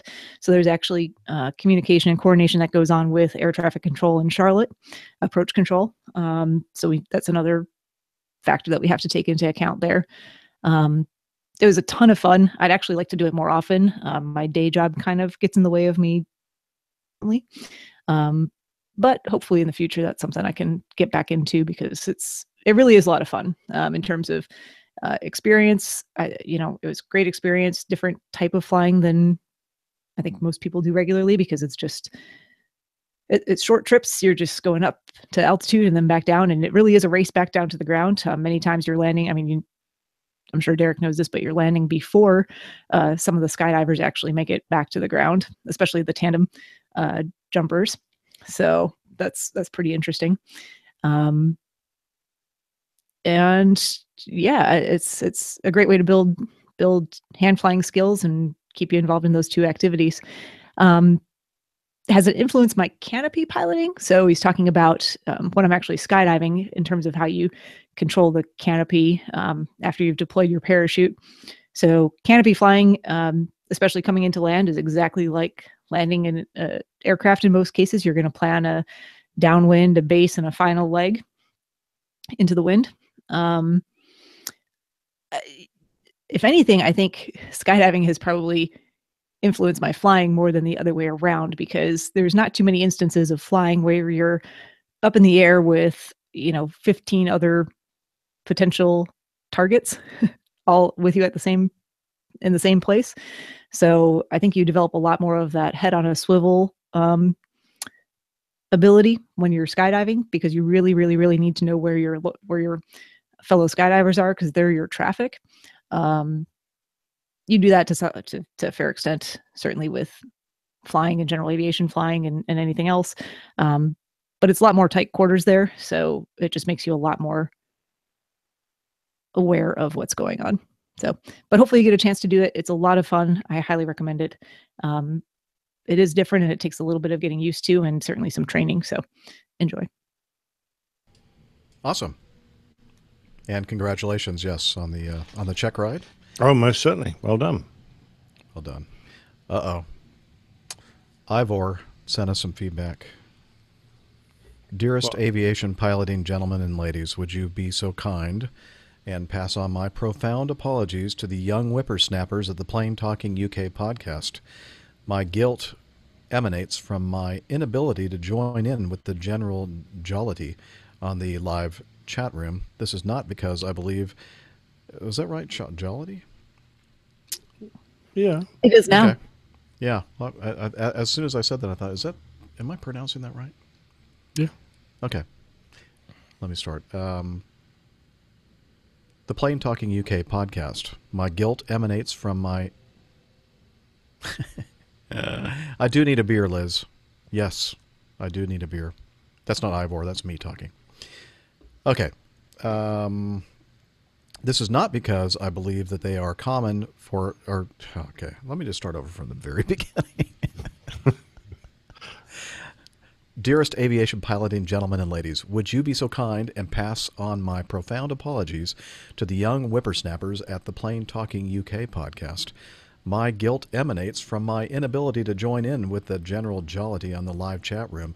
This is not because I believe that they are too common for me to associate with, although it does worry me. The main problem is the fact that I'm performing duties of national importance, whilst these young fellows are entertaining the general public. So if you would be so kind and pass on my deeply felt sadness at not being able to join in the fun with all the nice viewers and listeners. I do subscribe to the audio podcast, but alas, it's not quite the same. So if you would pass on my best regards to Matt, Nev, and TriStar Boy, it would be most appreciated. Love and kisses from Ivor McDonald. Oh, I wonder where he works then. I don't know, but I'm intrigued. Yes. He probably could tell us. GCHQ, but then he'd have to kill us. Is it part of the spy empire? I don't know. What is that? What do you guys call those? Like M5, M6, and that kind of stuff? MI5 and MI6. MI, that's it. I knew it. Military intelligence it stood for. Ah, very good. But GCHQ is where we spy on people from. That's the electronic gathering place. Oh, you don't do that. Come on. They don't. Okay. They probably do. Yeah. We talked about your 20 tons of arrival fuel on your arrival into Atlanta a couple weeks ago, Captain Nick. And then I said, I don't even know if we can hold that much fuel. And I was right. And Dispatcher Mike, sent us in some feedback to kind of elaborate a bit. Hello, Captain Jeff, APG crew and community. This is Dispatcher Mike, sending in some feedback based off what Captain Nick said in episode 293 with landing in Atlanta with 20 tons of fuel on his aircraft, and all that was because of Tropical Storm Nate that was pushing through the Atlanta area at the same time. And I kind of want to put that in perspective because there seemed to be, just a little bit of confusion about how much was 20 tons of fuel. So I did some number crunching and I'd like to share those with you. Captain Jeff was pretty close on his math. 1 metric ton of fuel is about 2,204 pounds. Pounds is what we use in the United States to measure fuel in airlines. Obviously, metric tons and kilograms are what the rest of the world uses. So, the 20 tons of fuel that he landed with is 44,092.5 pounds of fuel, or basically 44.1 is what we'd call it. This is also going to amuse Captain Nick a little bit here too. So the maximum amount of fuel that we can put on an MD-88 or MD-90 is 39,128 pounds, and that's based on a standard fuel density of 6.7 pounds. And what a fuel density is just how much 1 gallon weighs. So the average standard weight of 1 gallon of jet fuel is 6.7 pounds. So he easily could have filled up an MD-88 on that. And then when you look at something bigger, maximum amount of fuel on a 737-800 is 46,063 pounds. Again, using standard density. And you get up to the bigger airplanes, the 7.5, I think, is up in the 76,000 range. So obviously, bigger airplane holds more fuel, goes farther. So kind of amusing there that the fuel on arrival could have filled up in MD-88 easily. Now, the average fuel load on the average MD-88 flight is anywhere between 12,000 pounds and 20 to 25,000 pounds. So you're talking anywhere between 5 and 10 tons of fuel for the average total mission block fuel on an MD-88. So now that's talking about pounds and all that, and that's just that really doesn't jive to the normal people. I mean, we don't measure fuel for our car in pounds or in metric tons or kilograms. We use a unit of volume. So let's break this into volume. To do this, you have to take the pounds, the 44,092 pounds, and you have to divide it by that standard density of 6.7. So Captain Nick landed with 6,580 gallons of fuel on his A340 when he got here into Atlanta. And for all of you metric people, that's 24,908 liters of fuel that was on the airplane when he touched down in Atlanta. And finally, when you break it down further into the general aviation world, that could fill my Beach Musketeer 109 times. So lots of gas on board. In the end, is the fuel, was it needed? No. But was it good that he had it on there just in case the crosswinds were a little bit squirrely, just in case there was wind shear in Atlanta?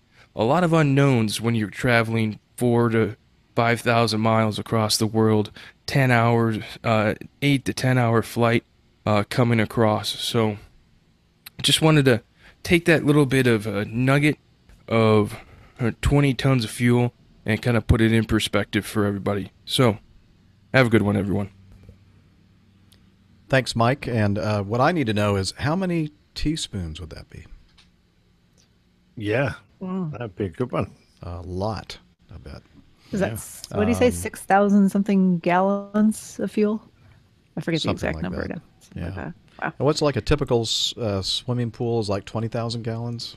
I was just referencing it to like how much my car holds, which is like not 20,000. No, I don't even think it's 20 gallons. It might be.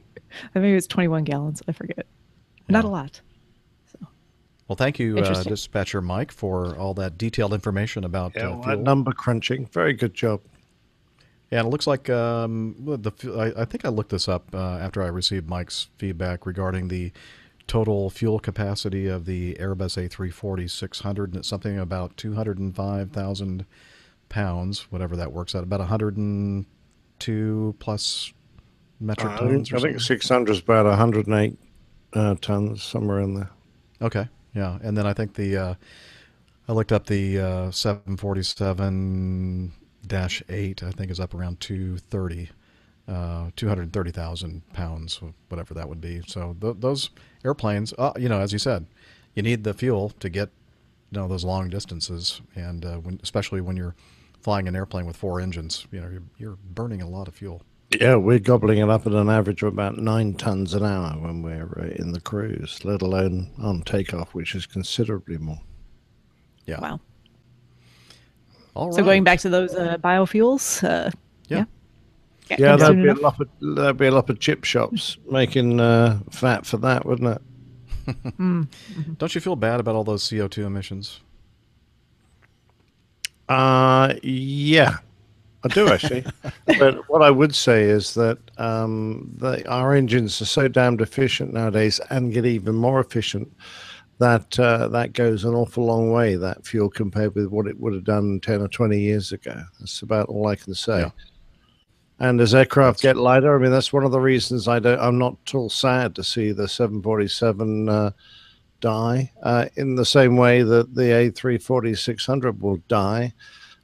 Is because they're not at all green. They chew through the fuel like it's going out of fashion. I mean, a classic used to chew it at about 12 tons an hour, as opposed to mine 9 tons an hour. When we get rid of those airplanes and we're all flying plastic airplanes around that burn a fraction of that, we'll be contributing a lot less towards destroying the atmosphere. So true, so true. We'll be going green, in fact. Yeah, well, Going Green is one of our favorite songs, right? We're going green. We're going green. We're gonna take care of the earth. We're going green. All right. So that about does it for today's show. Thank you all for sending in your feedback. Hopefully we did it justice, answering your questions. And let's see. If you want to learn more about the show, you can head over to airlinepilotguy.com, where you'll find information about the crew and the community, the coffee fund, merchandise, and more. And again, that's airlinepilotguy.com. And we have a couple apps, or actually one app that's available on both iOS and Android devices. Of course, you go to the Apple App Store for the iOS stuff and the Google Play Store for the Airline Pilot Guy app on that platform. And it's free, no advertising. And it's a great way to keep track of, I just realized I didn't send out a push notification for today's show. Normally, it doesn't work anyway. Oh, it doesn't. Yeah. Well, it's kind of how it's Mine's working been for some working. people. Yeah. I don't know. I can't understand what's going on with it because I never get my own push notification, but it seems like some Go get the people app anyway. Go get the app anyway. Yeah. It's still There's really no useful. downside. Yeah. So yeah. It just takes up a little tiny bit of space on your smartphone. And it's free. And it's free. Did I It's mention free. that? No ads. We like free things. Exactly. And, just in case you don't get that push notification, you should really follow us on Twitter and Facebook. Steph? Twitter, using the handle at APG Crew. You can find us all there. As Jeff said, usually there's a notification, usually somewhat in advance of our live shows, sometimes last minute notice, but either way, there will be some notice there. You can find all of our individual Twitter handles pinned to the top of that page. You can go to Facebook, facebook.com/airlinepilotguy. Lots of good stuff posted there. We have community members posting articles of interest, topics and questions of interest, mostly Nick posting interesting things there as well related to our endeavors. You may find the announcement about the show there as well, sometimes, if you're lucky. I think that sums it up for social media. Wow. Super complimentary. Love you too. All right. Hey, hello. Hello. Okay, hang on. Let me move out of the way. He's going to take over the microphone here. APG listeners, please join us on our Slack team. On Slack, we share news and ideas. We suggest episode and plain tales topics. We plan meetups and events. To get into the Slack team, please send me a tweet with your preferred email address to @hi11e1, and I'll send you an invitation. That's Hillel @hi11e1, and see you in Slack. Thanks, man. Yeah, no problem. Okay. Yeah, I think you need to improve your. I'm not We need good to at get impressions. You're not a Yes. ventriloquist, I try. Stick to your day job, Jeff. Okay. And again, if you see one of those notifications before we do a show, we do this every week. We do it live. There's a live chat room with all kinds of fun and frivolity there. And you should join them because I think you'll have a blast. Again, just follow us on the social medias and get those apps, and perhaps maybe you'll be one of the lucky ones that gets the push notification. And join us. And, you could do it at work. You could just pretend like you're doing work, and then it looks like somebody's coming behind your back, you just kind of swipe to something else, make it look like you're doing a It's spreadsheet. just an important webinar that you had to attend. Very, very important. And just try not to laugh out loud when you're amongst other people at work. And I guess that's about it. I guess we should say, until next time, wishing you clear skies, unlimited visibility, and tailwinds. Take care, and God bless. Cheers, y'all. Sayonara. Bye-bye. That was Dana. No, that was Oh, okay. No. Bye. Goodbye. Goodbye. That's not even close. Oh, man. That was fun. Good. Yeah, it was kind of a little bit of a train wreck, as it usually is, but that's what you come to expect. Your room's got awfully dark, so I guess the sun's set. Yeah. It's almost 7:30, and yeah, it's quite dark outside. So, yes. Anywho, thanks everybody for hanging out with us, and Yeah. Sorry, Gary. We didn't. I forgot to do the push notification. I'm My fault. going to tape a new post-it note to my computer here as a reminder to ask about the checklist items at the beginning of the show. Did we send a notification? Did we send a tweet? Yeah, you have to be on the show to be able to do that, Steph. Well, I was here today and I still failed.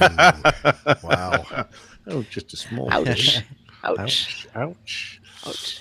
Let's see. November. Yes. I believe that I have that weekend, and I go on a trip on Wednesday, the 7th, 6th, 7th, 8th, I think.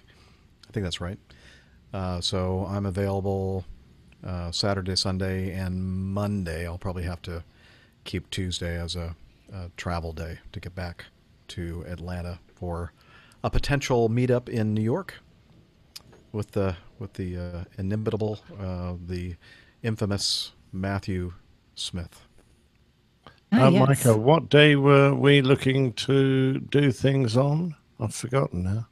I've got my November roster right in front of me. I just can't remember. Yeah, let's see. Where was that communication? It's just that it's half past midnight. here. Yeah, My yeah. brain's You need to go not to bed, working. man. You need to go to bed. Yeah. Well, I'm on call tomorrow, so. But not till sort of lunchtime. Not really, right?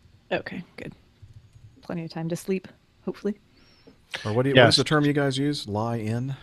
Yeah, that's right. But staying asleep is the problem. I can go to sleep without any difficulty at all. We use the term the have a lie in. night No? of the 10th or 11th, and it was going to be in New York, wasn't it? Oh, wait a minute. Yeah, because that's when Matt is there. Yes. Well, they screwed me over, if you don't mind me saying that. I am in Newark on the 8th, but I return home on the 9th. And the 10th and 11th, I'm on days off, and then I'm in Miami on the 12th. So if it can somehow be moved to Wednesday, that would work.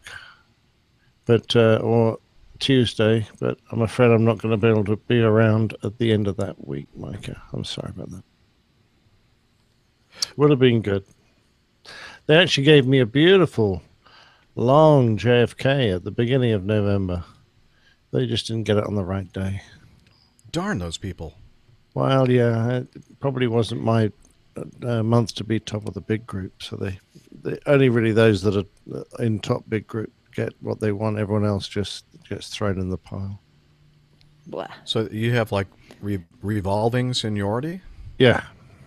Yeah, we've talked about this before.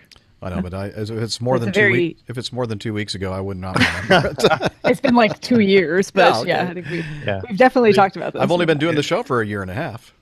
Yeah, Oh, I'm that all? like 85 in the company, and I'm about number 10 in my big group. But my big group only goes to the top every 3 months, so we have 3 big groups. And after being top, I'm then go to the bottom. So Okay. Let's see. So I'm finally pulling up my schedule, and it says that I am off all that time that you were talking about, Micah. I believe. I thought he was talking about. I thought he was getting there like on the 6th of November, or the 5th of November.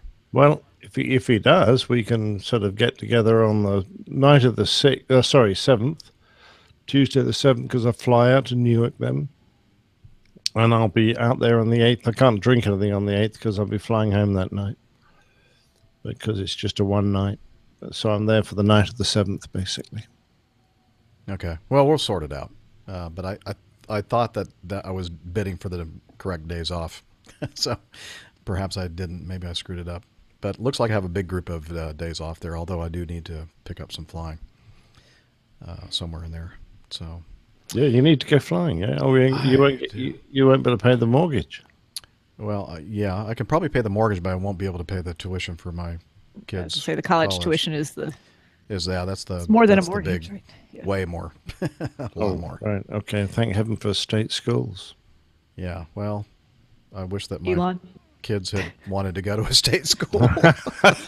Not a state You school. mean you gave them a choice? That was your mistake, Jeff. Yeah, I know. Yeah, that was my mistake. Oh, well. All right. Anything else before we shut this thing down? Not for me. I think Nothing I've for talked me. about the meetup next week or the week Okay. after, so that's good.